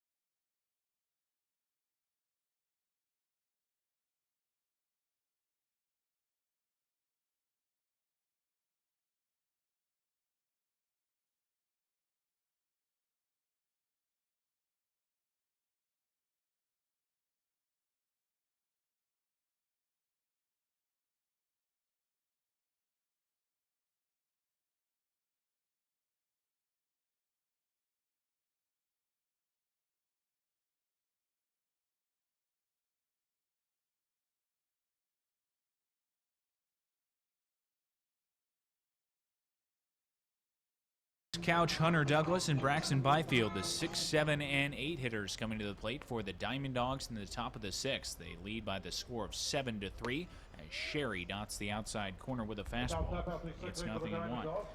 Dylan Sherry came in and threw 1 pitch to get out of the 5th. Got a 6 unassisted fielder's choice from Josh Koonsman. Now the lefty starts the top of the 6th. The 0-1 is poked foul off of the right side, and it's no balls and 2 strikes to Couch. He's 0 for 2, walked back in the 1st, flew out to center in the 2nd, and struck out in the 4th.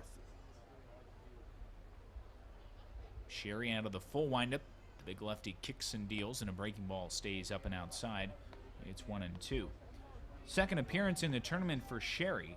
He pitched against the Colorado Sox out of the pen as well, and was effective. He went 4 innings in relief, allowed 4 hits and just 1 earned run.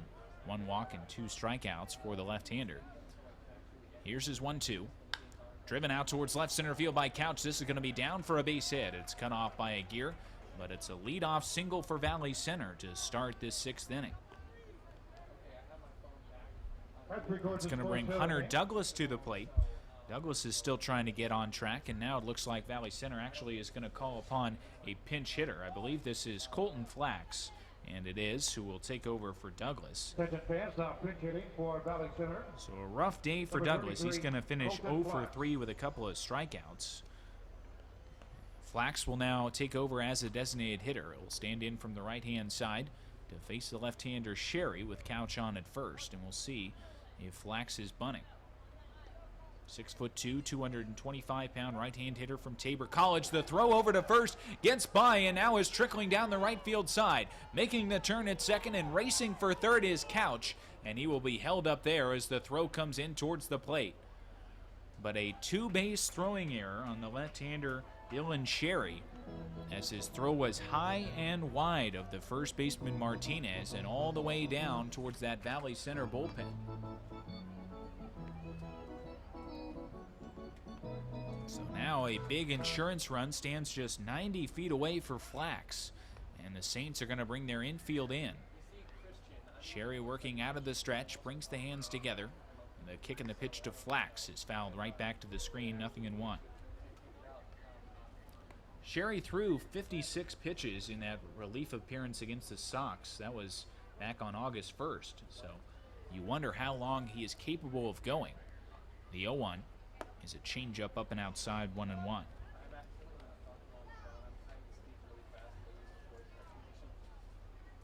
Left-hander Austin Deal has begun to throw for the Saints down in their left field pen. The 1-1 is fouled right back again by Flax, and now it is 1-2. Valley Center has Jacob Van Vactor, a lefty, throwing down on the right field side. So a couple of southpaws warming, and we'll see how the chess match plays itself out. Sherry's 1-2. Ground ball third base side, gloved right there by Achterman, and now he's got the runner hung up. Achterman running him back towards the plate, the tag applied by Lacayo. Great defensive play from the third baseman Achterman as he smothered that hot shot on one hop and then was able to get the runner Couch in the rundown. Ran him back towards the dish and then made the easy flip to Lacayo, who put the tag down on the shoulder. So a big first out for the Saints. Flax reaches on the fielder's choice, but essentially the Diamond Dogs trade a runner from third to first. Braxton Byfield, the hitter now. Pitch from Sherry is a breaking ball in the outside corner for a called strike 1. But how big is that play from Achterman? If that gets by him, it's a run scoring and probably Flax into second base with a double. Sherry's 0-1. Ground ball out to second base, could be 2. They go to second for 1. The relay back to first can't be picked out by Martinez as that throw in from Carricker came in on a hop. He took it to the second base bag himself, but then bounced the throw wide, and reaching on the plate is Byfield as Flax is forced out at second. And so there's 2 outs in the inning, and that'll bring Jordan Barba to the plate. A promising inning has kind of been snuffed out here for Valley Center. They still have a man aboard, but now with 2 outs. Sherry, the shoulder high set, and the pitch to Barba. Fastball on the outside corner for a called strike 1. But a couple of fielders' choices have left them with just a man on at first base. 7-3 still our score. Valley Center in front. Top of the 6th. Check swing and a foul ball. And it's no balls and 2 strikes now. The count to Barba. Popped out to third in the 2nd, then struck out before singling in the 5th. He came around to score. That was against Colton Royer. Sherry's pitch. Fouled right back to the screen. It's 0-2. The final line for Royer, he goes 2/3 of an inning, strikeout 2, but he walked 3, allowed a base hit and 2 runs, and Sherry kind of saved his bacon by getting that fielder's choice out to end the 5th. 0-2 is driven out towards left field. That's going to be down for a base hit, and it almost gets over the left fielder Urban as he had to jump up to field that ball on a bounce. It's a base hit for Barba. He's got himself a couple of base knocks, and that will advance Byfield to second. Still 2 outs in the inning, and back to the top of the order now for Michael Muka. That's 8 base hits for the Diamond Dogs today in 5 2/3 innings of game day pitching. Sherry has a left-on-left matchup here with Muka. Kicks and deals a fastball up and inside. Muka has been on base just about every way you can as a hitter. He has singled, walked, and been hit by a pitch. He's also grounded out to the mound. Here's an inside move back to second. The tag applied, and out at second base is Byfield. A quick pickoff move from Sherry, and the shortstop backer applies the tag. And somehow Sherry works his way around trouble in the 6th. To the bottom half we go. Our score remains Valley Center 7 and the game day Saints 3.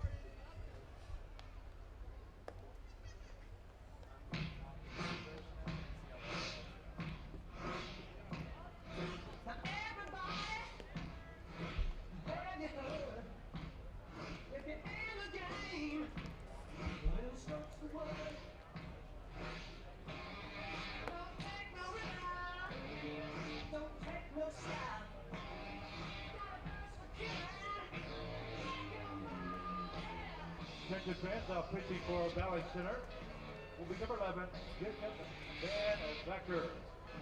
And Vector on the mound for the Diamond Dogs.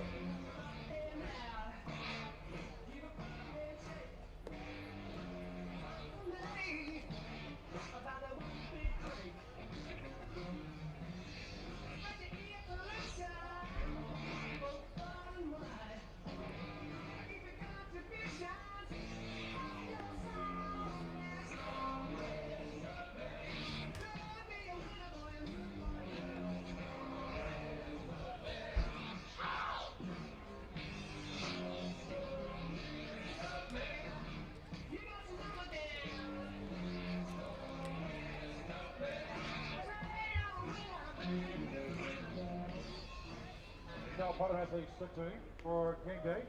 Jacob Van Vactor, 6'3", 210 pounds, will take over for the Diamond Dogs out of their pen as we're into the bottom half of the 6th inning. It's Valley Center 7 and game day 3 as Van Vactor will work to Emilio Martinez, and he deals a strike. It's 0-1. Van Vactor will take over for Justin Massey. Massey goes 2 innings, 1 strikeout, 2 walks, no hits, and no runs against him. A changeup works up and outside, and it's a ball and a strike to Martinez. But the third pitcher of the evening for the Diamond Dogs, the starter Rasher went to first 3, and a tapper foul moves the count to 1-2. Ray Scher, went to first 3, allowed 3 runs, 1 earned. Massey the next 2, and now Van Vactor gets the call out of the Diamond Dogs pen. Martinez is 1 for 2, popped out to first and then singled with a run scored in the 4th. Pops this one up to the right side. Going out is the second baseman DeVore onto the outfield turf, makes the call and makes the catch for the first out here in the 6th. So Martinez is now 1 for 3. It's 1 up and 1 down for the Saints, and that'll bring Philip Cruz to the plate. Cruz has struck out in the 2nd and then grounded out to second in the 4th. He is 0 for 2, and it'll be a left-on-left matchup for Van Vactor. The lefty out of Park College works out of the stretch off the third base side. Brings the hands to the set, kicks and deals, and a breaking ball is on the outside corner for a called strike 1. Aiden Carricker to follow, and Nas Roberson if anyone else reaches in the frame for game day. 0-1 is swung on and foul tipped off the glove of Byfield back to the screen, and it's 0-2. 2 runs in both the first and second innings for Valley Center. That's pretty much the difference in the game. They added 1 in the 4th and then 2 more in the 5th. Game Day getting a run in the 1st and then 2 in the 4th. Van Vactor's fastball misses down and outside, and it's 1-2.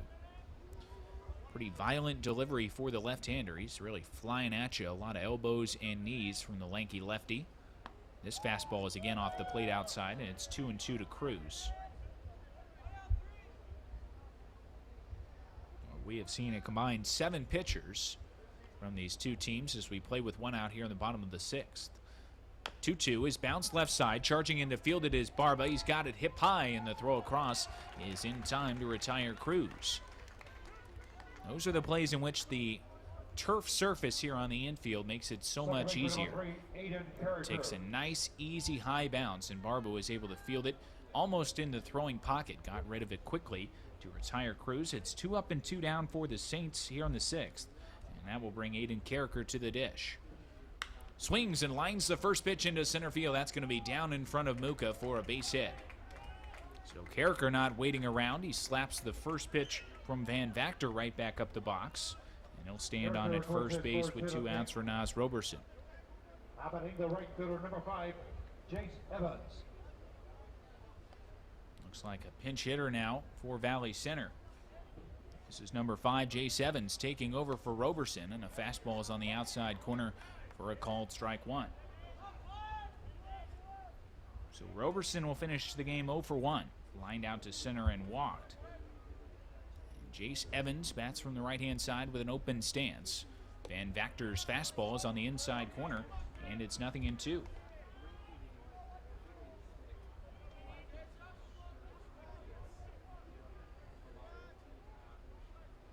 Carricker away off of first base. No balls, 2 strikes, 2 outs, and Evans, tired of waiting, will step out. And Vactor now agrees on the sign. The 0-2, grounded out towards second base, should be easy there for DeVore. He's got it, and the throw to first is in time to retire the side. The Saints get a 2-out single, but nothing else. To the top of the 7th we go. It's Valley Center 7 and Game Day 3.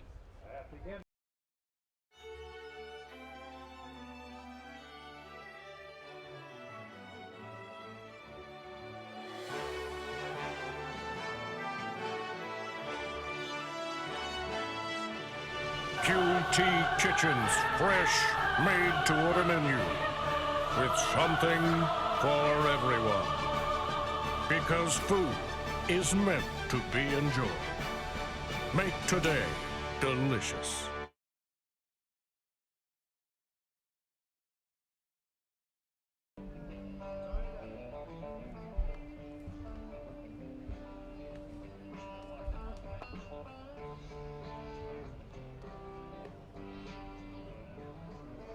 Kitchen fans now pitching for Game Day.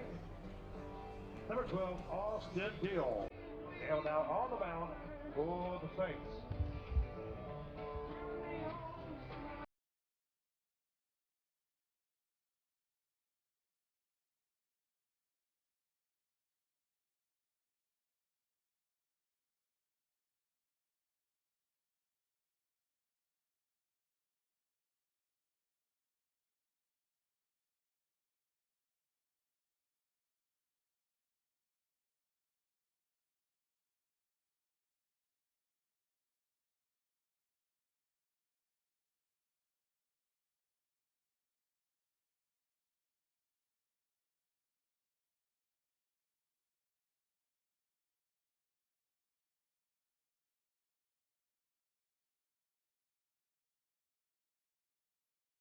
Top of the Valley Center order coming to the plate as we're now into the top of the 7th. The Diamond Dogs lead the Saints by the score of 7-3, and they'll be facing a new pitcher. Game Day has brought on left-hander Austin Deal, 6 foot, 200 pounds, from the University of South Carolina at Aiken. And he replaces the other lefty, Dylan Sherry, who worked an inning and a third of scoreless relief. Deal's pitch to Michael Muka is flared foul off to the left side and out of play. It's 0-1. Muka was at the plate in the 6th when the inning came to a close on a pickoff out at second base. Sherry nabbing Braxton Byfield too far off of second. The 0-1 is a breaking ball that grabs the outside corner. It's 0-2. The Valley Center still with a 4-run lead, and now just 9 outs to get from a pool championship. The 0-2 stays down and outside. It's 1-2. And again, that secures them, if they win, a spot in the final 4 of the pool qualifier. Time is called at home plate by Doug McClure as Muka wants to adjust the batting gloves. Liberal and the Burger King Kapahas have already secured 2 of those 4 spots. 1-2, up and inside, and it hit him. Clipped Muka on the arm. He's been hit twice today, and Valley Center has a leadoff runner here in the 7th. So that is not what the left-hander Deal was looking for to start the frame. But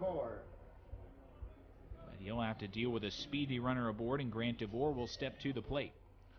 DeVore has laid down a sacrifice bunt. He has walked and scored, doubled and scored, and then was hit by a pitch in the 5th. Deal makes a move over, and he almost threw it away as Martinez had to leap up to snag it. That's the only error committed by the Saints today. A throwing error from Dylan Sherry on an attempted pickoff move, as Deal again makes a move over, and Muka's back in standing. Again, just to qualify about the final 4 of this pool play section of the NBC World Series, the 2 winners will advance. There goes Muka from first. He got a great jump and steals it as the ball popped in and out of the mitt of Lacayo. He was stealing that base regardless of what happened with the throw, but Lacayo couldn't make the exchange. It's a stolen base for Muka, and he's at second base as the count moves to 1-0 on DeVore. DeVore pops the pitch up to the right side. Coming in is Martinez. Out is Lacayo. It's Martinez, and he can't make the grab. Battling the sun, there was the first baseman Emilio Martinez. Kind of staggered just a little bit as he charged in foul ground. And it dropped harmlessly just about halfway down the line as it evens things up at a ball and a strike on DeVore. That would have been a big first out for the Saints. DeVore trying to hit a ball to the right side and get Muka to third. And he fouls it back to the screen to move it to 1-2.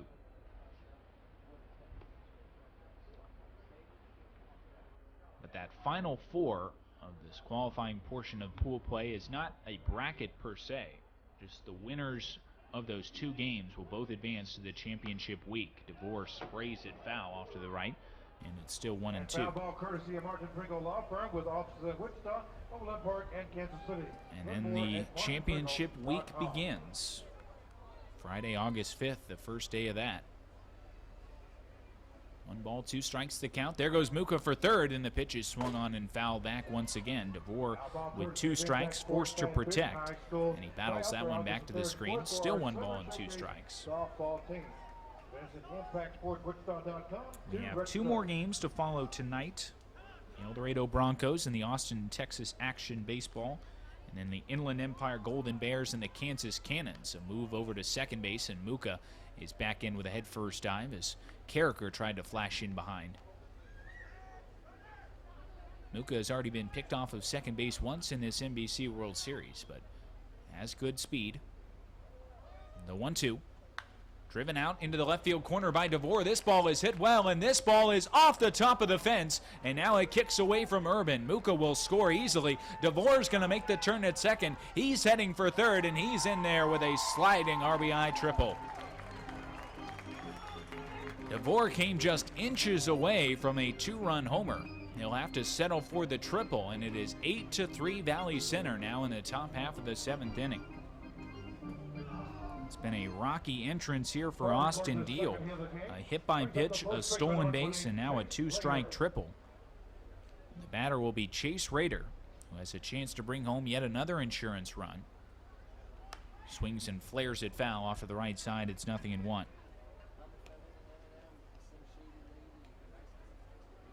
Rader has doubled and walked, scored a run, and then flew out to left before striking out in the 5th.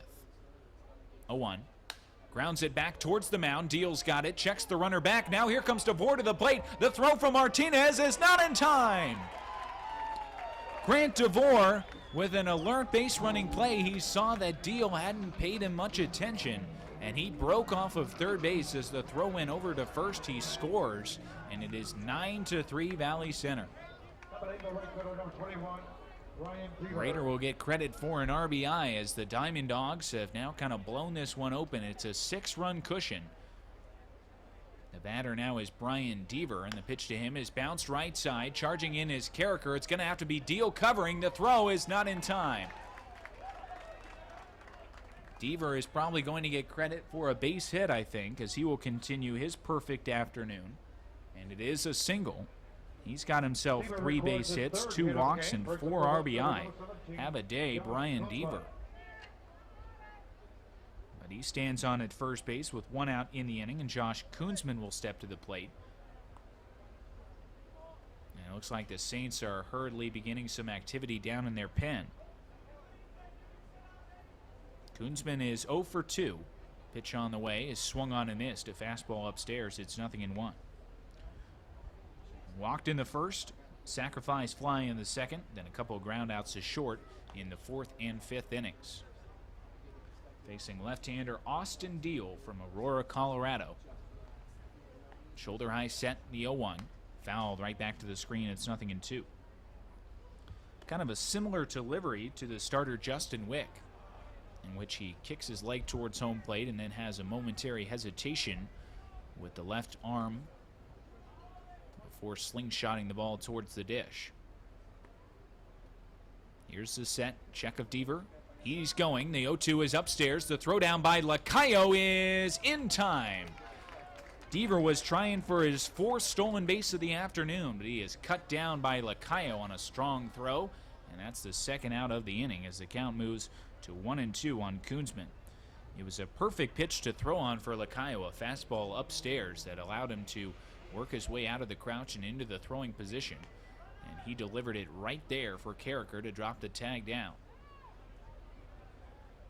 Deals 1-2. Breaking ball is chopped foul to the left side, and we'll do it again. But Valley Center now with 9 runs on 10 hits. They've committed 2 errors. The game day Colorado Saints, 3 runs, 3 hits on 1 error.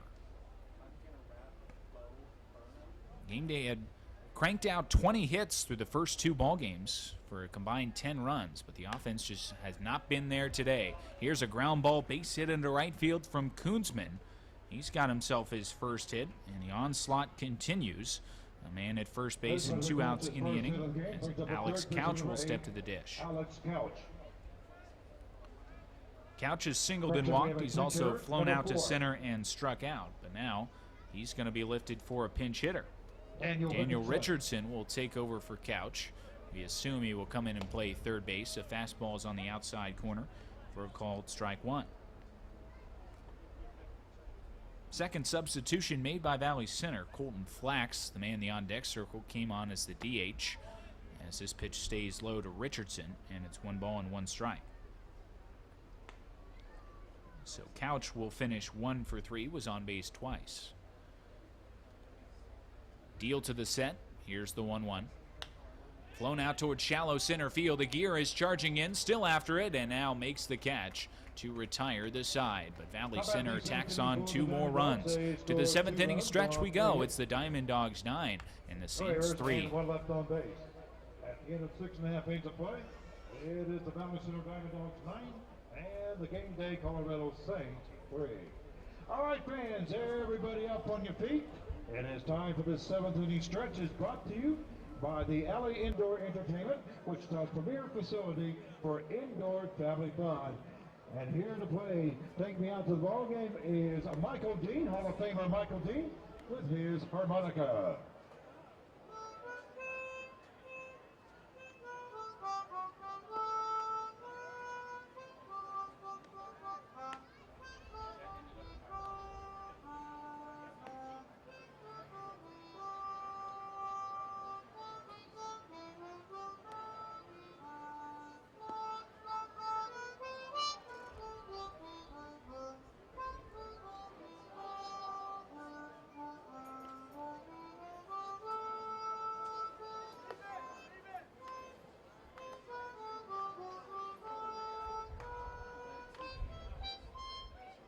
about giving it up for Hall of Famer Michael Dean. Leading off bottom half the 7th inning for game day. Left fielder number 13, Mike Barrientos.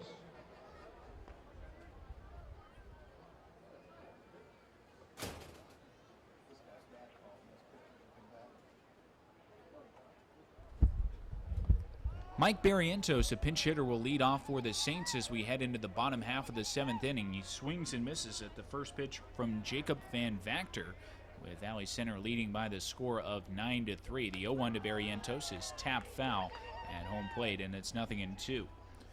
Barrientos, 6 foot, 205 pounds, listed as a pitcher on the Saints roster, but he gets a chance to bat leading off the 7th inning against Van Vactor. He swings and shoots it right back to the mound. Van Vactor's got it in the lob over to first base, where it is squeezed by Rader to retire the pinch hitter Barrientos. Well, that's tough luck on an 0-2 pitch, but it's 1 up and 1 down for the Saints in the inning.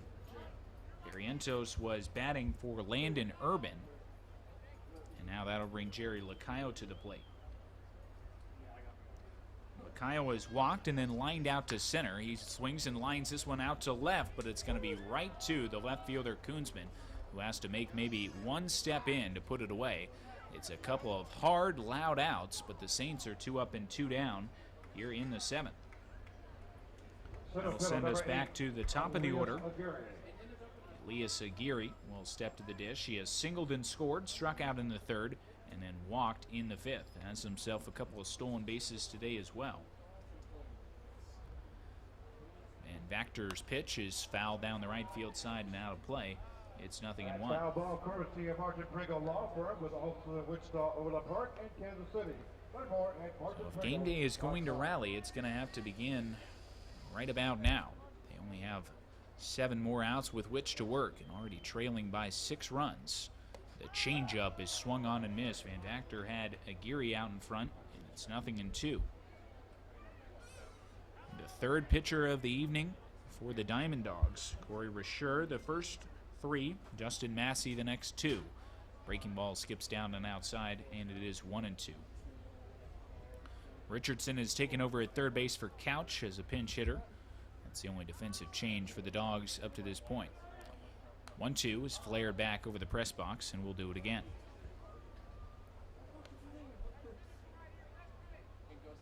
Valley Center's offense has just been relentless. They have scored in every inning but the 3rd and the 6th, and they have put up 4 crooked numbers. Changeup is popped up, might be playable here for Byfield. Right behind home plate, makes the catch to retire the side. It's a 1-2-3 inning for Jacob Van Vactor. He sends us to the top of the 8th with the score. Valley Center 9 and game day 3.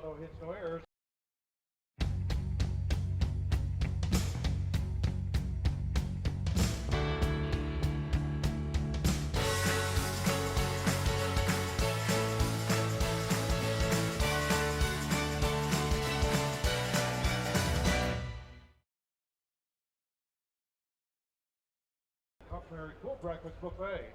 Call 685-2233 or visit WichitaSuitesHotel.com.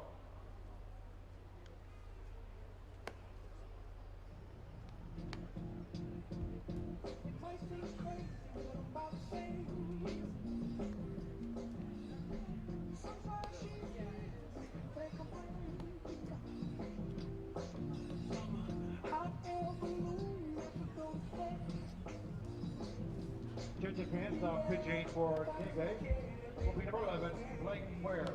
Ware now on the mound for the Saints.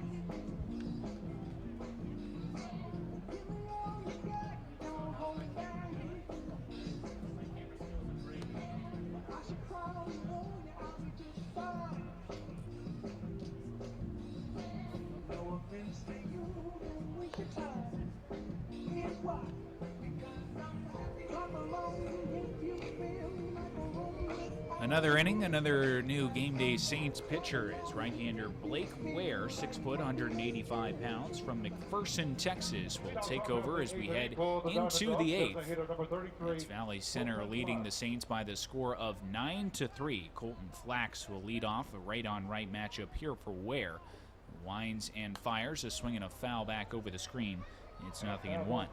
Second appearance for Ware in the NBC World Series. He picked up the victory in the Saints' 5-3 victory over the Ozark Generals, working a scoreless inning with a couple of strikeouts, allowed 1 base hit.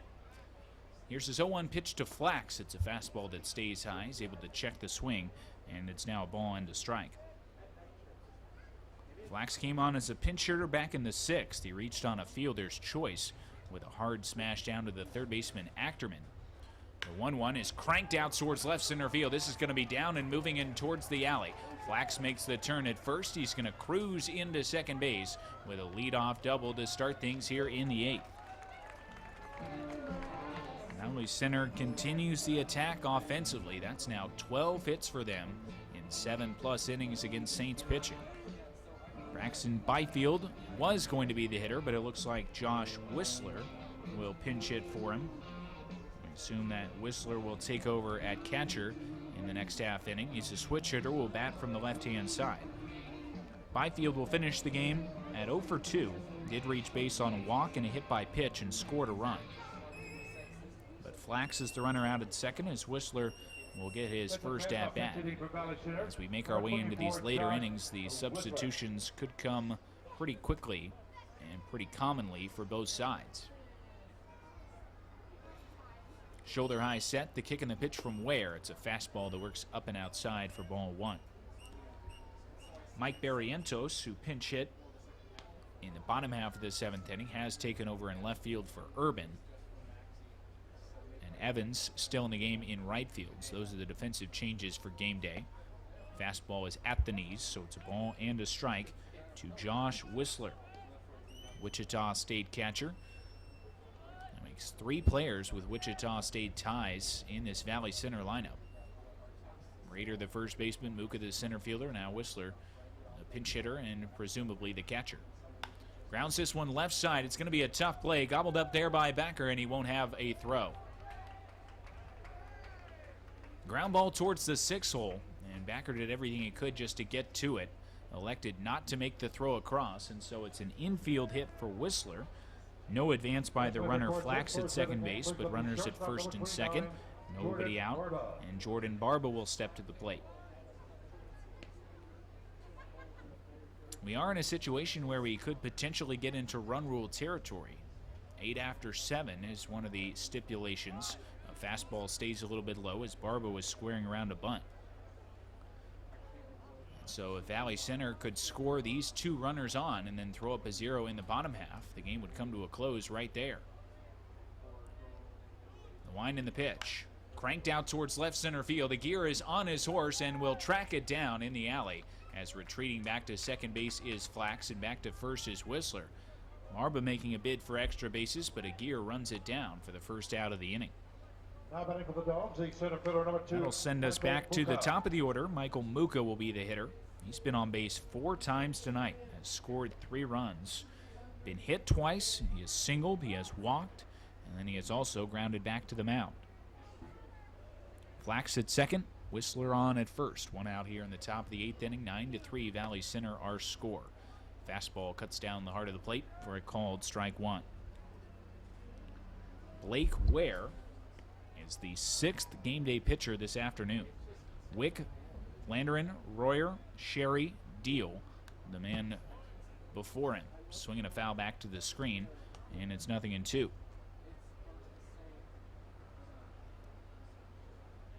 Nobody has lasted more than 2 2/3 innings for the Saints. The longest to go was Zach Landerin. Came on in relief of the starter Justin Wick, who lasted just an inning and a third. Muka shoots it foul off to the left side and stays alive at 0-2. Grant DeVore waits in the on-deck circle. He's had a heck of a day as well. Double, triple, walk, hit by pitch, sacrifice bunt, 3 runs scored. A lot of numbers like that for the Valley Center order today. 0-2. Line back up the middle, and that's into center field for a base hit. Flax is being held up at third as Aguirre comes up throwing, and it's a strong throw back into the cutoff man. But a line drive single from Michael Muka. He's on base for the 5th time today. A couple of base hits for him. And the bases are loaded full of Diamond Dogs for Grant DeVore. Records his second hit of the game, brings up the second baseman, number 7. Well, player of the game honors could be a real toss-up between Muka, DeVore, and Deaver. Deaver's been on base 5 times, has 4 RBI, 3 stolen bases. DeVore's been on 4 times, 3 runs scored. Muka's been on 5 times and has made some great defensive plays. Fastball stays upstairs, 1 ball and no strikes to count. But a chance to put Valley Center into run rule territory right here with 1 swing. Ware is back working out of the full windup. The righty kicks and deals, and it's skipped down and outside as it's picked on the backhand there by Lacayo. 2-0. Wind continues to blow out to left. And that was the reason that DeVore came just inches short of a home run his last time up. He floats this one out into shallow right field. It's falling quickly, and it's off the glove of the second baseman, and that will fall in as a run comes in to score. We'll have to see how it is ruled. It was a very tough play for Carricker going out, and it's been credited as a single. Tried to make a basket over the shoulder catch and failed to do so. Flax comes in to score. Whistler advances to third. Up to second on the play is Muka, and it's now 10-3 Valley Center. And I think we're going to have another pinch hitter for the Diamond Dogs. This is Josh Jones. He will bat for Chase Rader. He doubled and walked, also drove home a run with a ground out. Jones stands in from the right-hand side as Ware kicks and deals, and the pitch is bounced down and outside for ball 1. A very loud and distracting fire engine makes its way beyond the right field fence as the count moves to 1-0.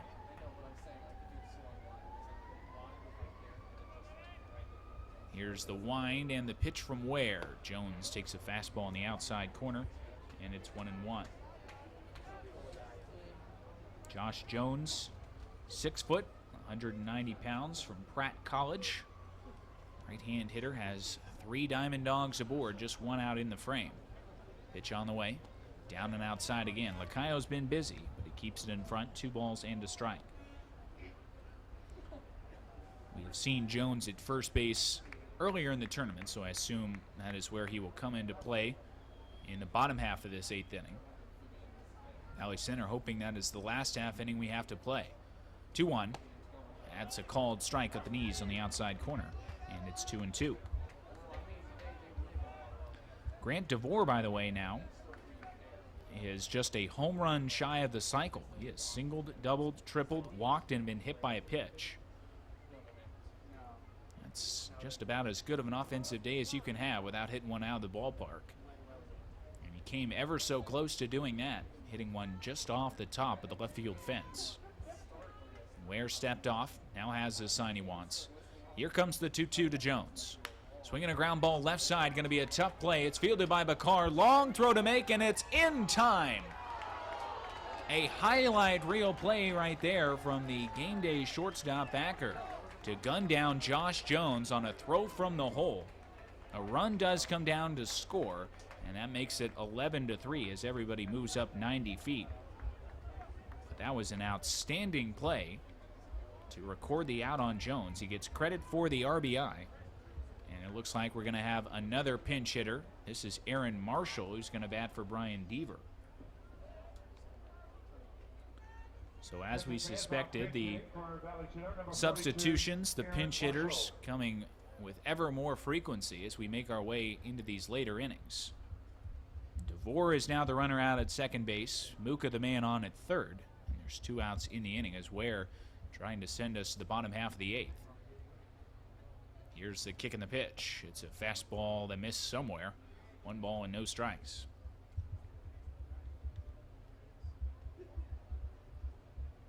But Valley Center has already stretched the lead out to 8, so now all they have to do is record a 0 in the bottom half, And now Marshall shoots it down the left field line. This is going to be some insurance. It's down in towards the corner. Muka will score. DeVore will score. Marshall's into second. It's a 2-run double. And the Diamond Dogs now lead by the score of 13-3. So the pinch hitter Marshall delivers in the clutch. A big 2-out, 2-run double. It's the 16th hit of the ball game for the Diamond Dogs. They've hung a 4 spot here in the top of the 8th. And Josh Koonsman will step to the plate.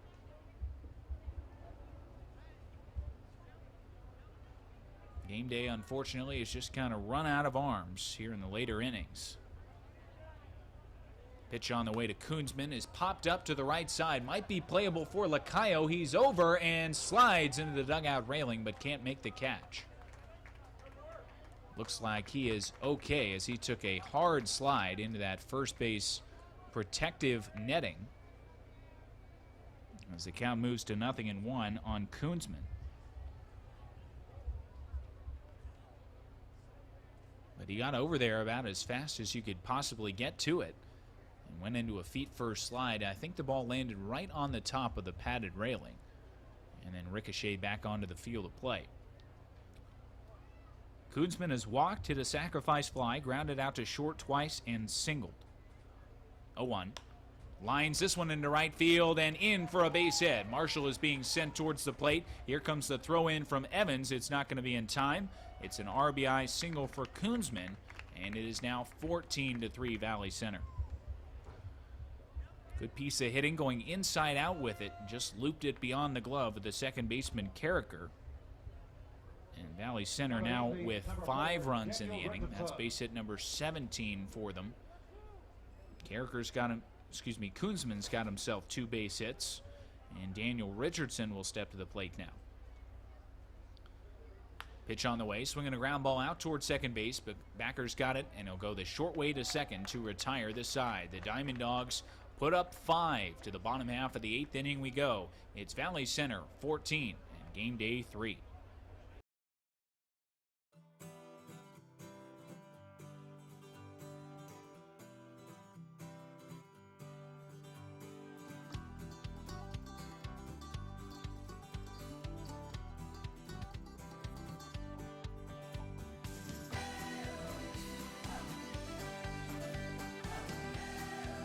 There's always something fun happening in Wichita. So after a great baseball game at Lawrence Dumont Stadium, head to visitwichita.com.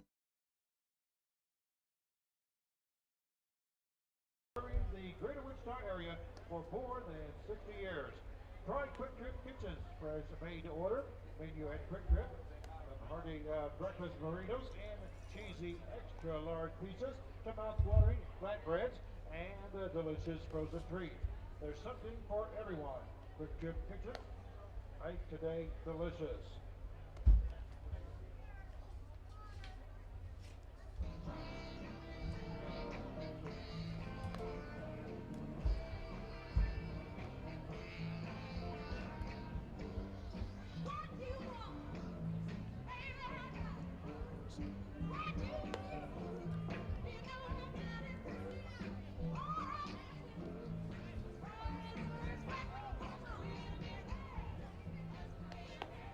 Pass now pitching for Valley Center, number 13, Michael Dawgs.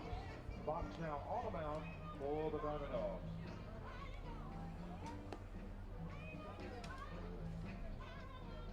And now catching for Valley Center, number 24, Josh Whistler.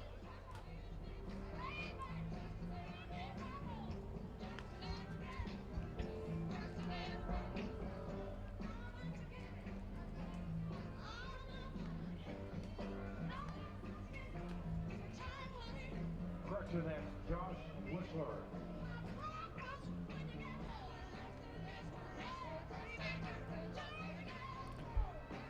14-3 Valley Center as we're into the home half of the 8th inning. Michael Box will come on to try and close this one out. Valley Center now with the 11-run lead in a position to get the run rule if they can hold the game day Saints here in the bottom half of the 8th inning. Box deals a fastball down and inside to Brandon Backer. And it's 1 ball and no strikes the count to the game day shortstop. Right on right matchup here for Box. The 1-0 is swung on and looped foul off of the right side and out of play. It's 1-1. Box, 6'3", 225 pounds from Tabor College. Takes over for Jacob Van Vactor, who worked a couple of scoreless innings out of the Valley Center pen. The 1-1 is a slider that's looped foul, is giving it a look over there as Jones. It's 1-2. Defensively now, Valley Center goes Koonsman, Muka, and Marshall from left to right in the outfield. Richardson, Barba, DeVore, and Jones on the infield. This one's bounced well in front of home plate and back to the screen. 2-2. Josh Whistler is now catching for the Diamond Dogs. Fourth pitcher of the afternoon for Valley Center. 2-2. Fastball on the inside corner. It's a called strike 3. Bit of a delayed call right there from Doug McClure, but he punches out backer, and it's 1 up and 1 down for the Saints here in the 8th. Now to bring Alex Achterman to the dish. Struck out in the first, was hit by a pitch, and scored in the 4th before grounding out to second in the 5th. Box misses down and inside for ball 1. So unless Game Day is able to score 4 runs to get this back to within 8, this game's going to come to an end after 8 innings. It's down and inside again, 2 balls and no strikes. With this victory, Valley Center is going to win Pool D. They'll improve to 3-0 and qualify for one of those 4 spots. Fastball misses upstairs. It's 3-0. And then they will await the winner of Pool B. Still don't know who that will be as of this time. The Kansas Cannons are in the driver's seat there at 2-0. 3-0. Fastball in the outside corner, and it's now 3-1. The El Dorado Broncos and the Austin Action Baseball are at 1-1 apiece. Inland Empire Golden Bears are 0-2 in that pool. Swing and a miss, a pitch down and inside, and it's now 3-2 on Achterman. Emilio Martinez waits in the on-deck circle.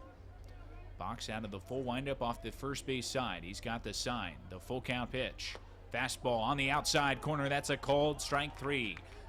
Back-to-back strikeouts for Box to start things here in the bottom half of the 8th. And the last chance for the Saints will come to the plate in the form of Emilio Martinez, but now Pat Hahn is out of the first base dugout, and it looks like the Diamond Dogs are going to bring in a new pitcher. Well, this is an interesting move. Valley Center wants to use a new arm to get the final out. We'll tell you about who it is when we come back. Our score, the Diamond Dogs 14 and the Saints 3.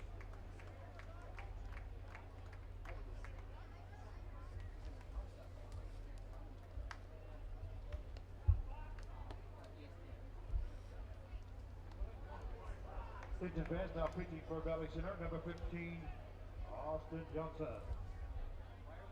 This call to the bullpen is brought to you by Kansas Orthopedic Center. We help people get better.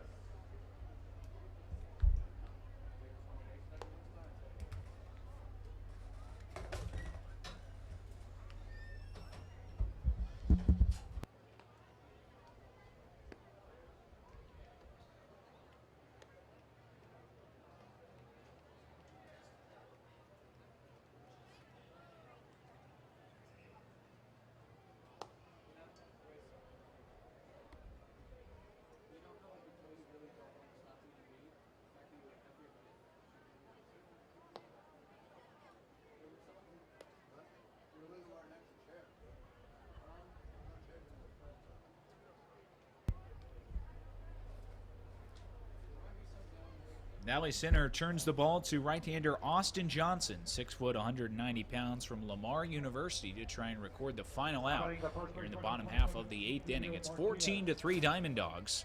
So the run rule is just 1 out away. Emilio Martinez, the batter, and he shoots it foul to the right side. It's 0-1.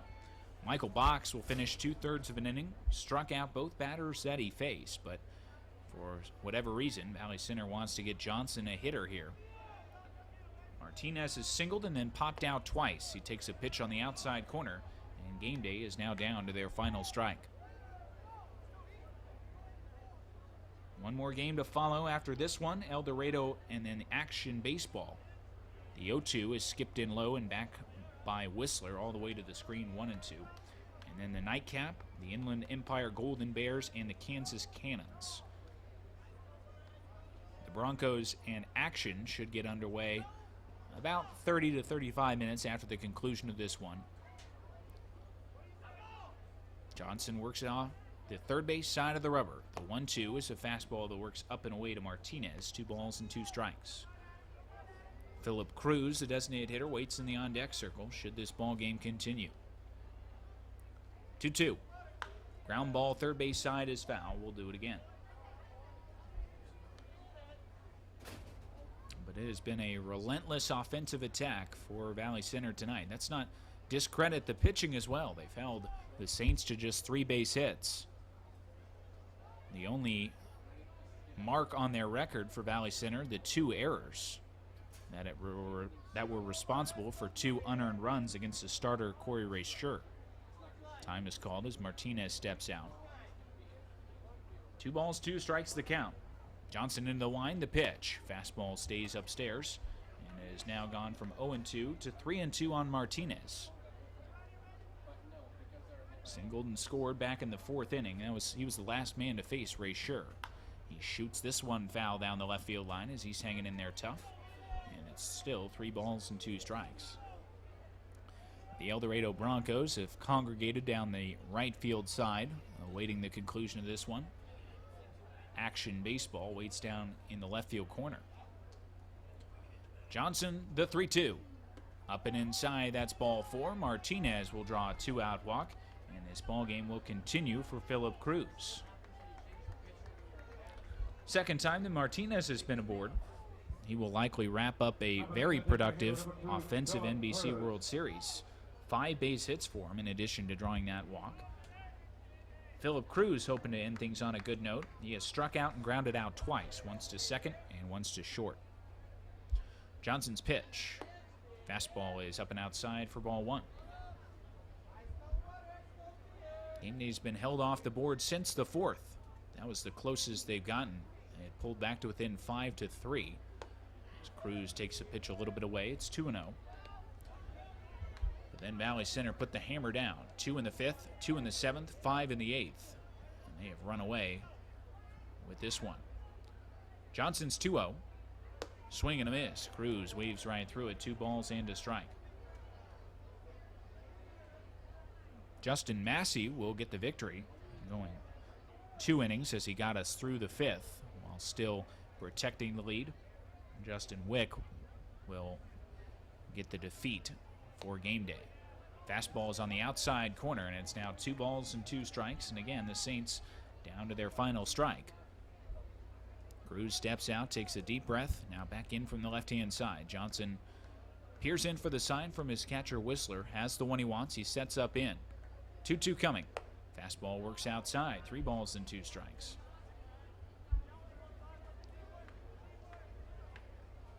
Aiden Carricker would be the man to follow should this game continue.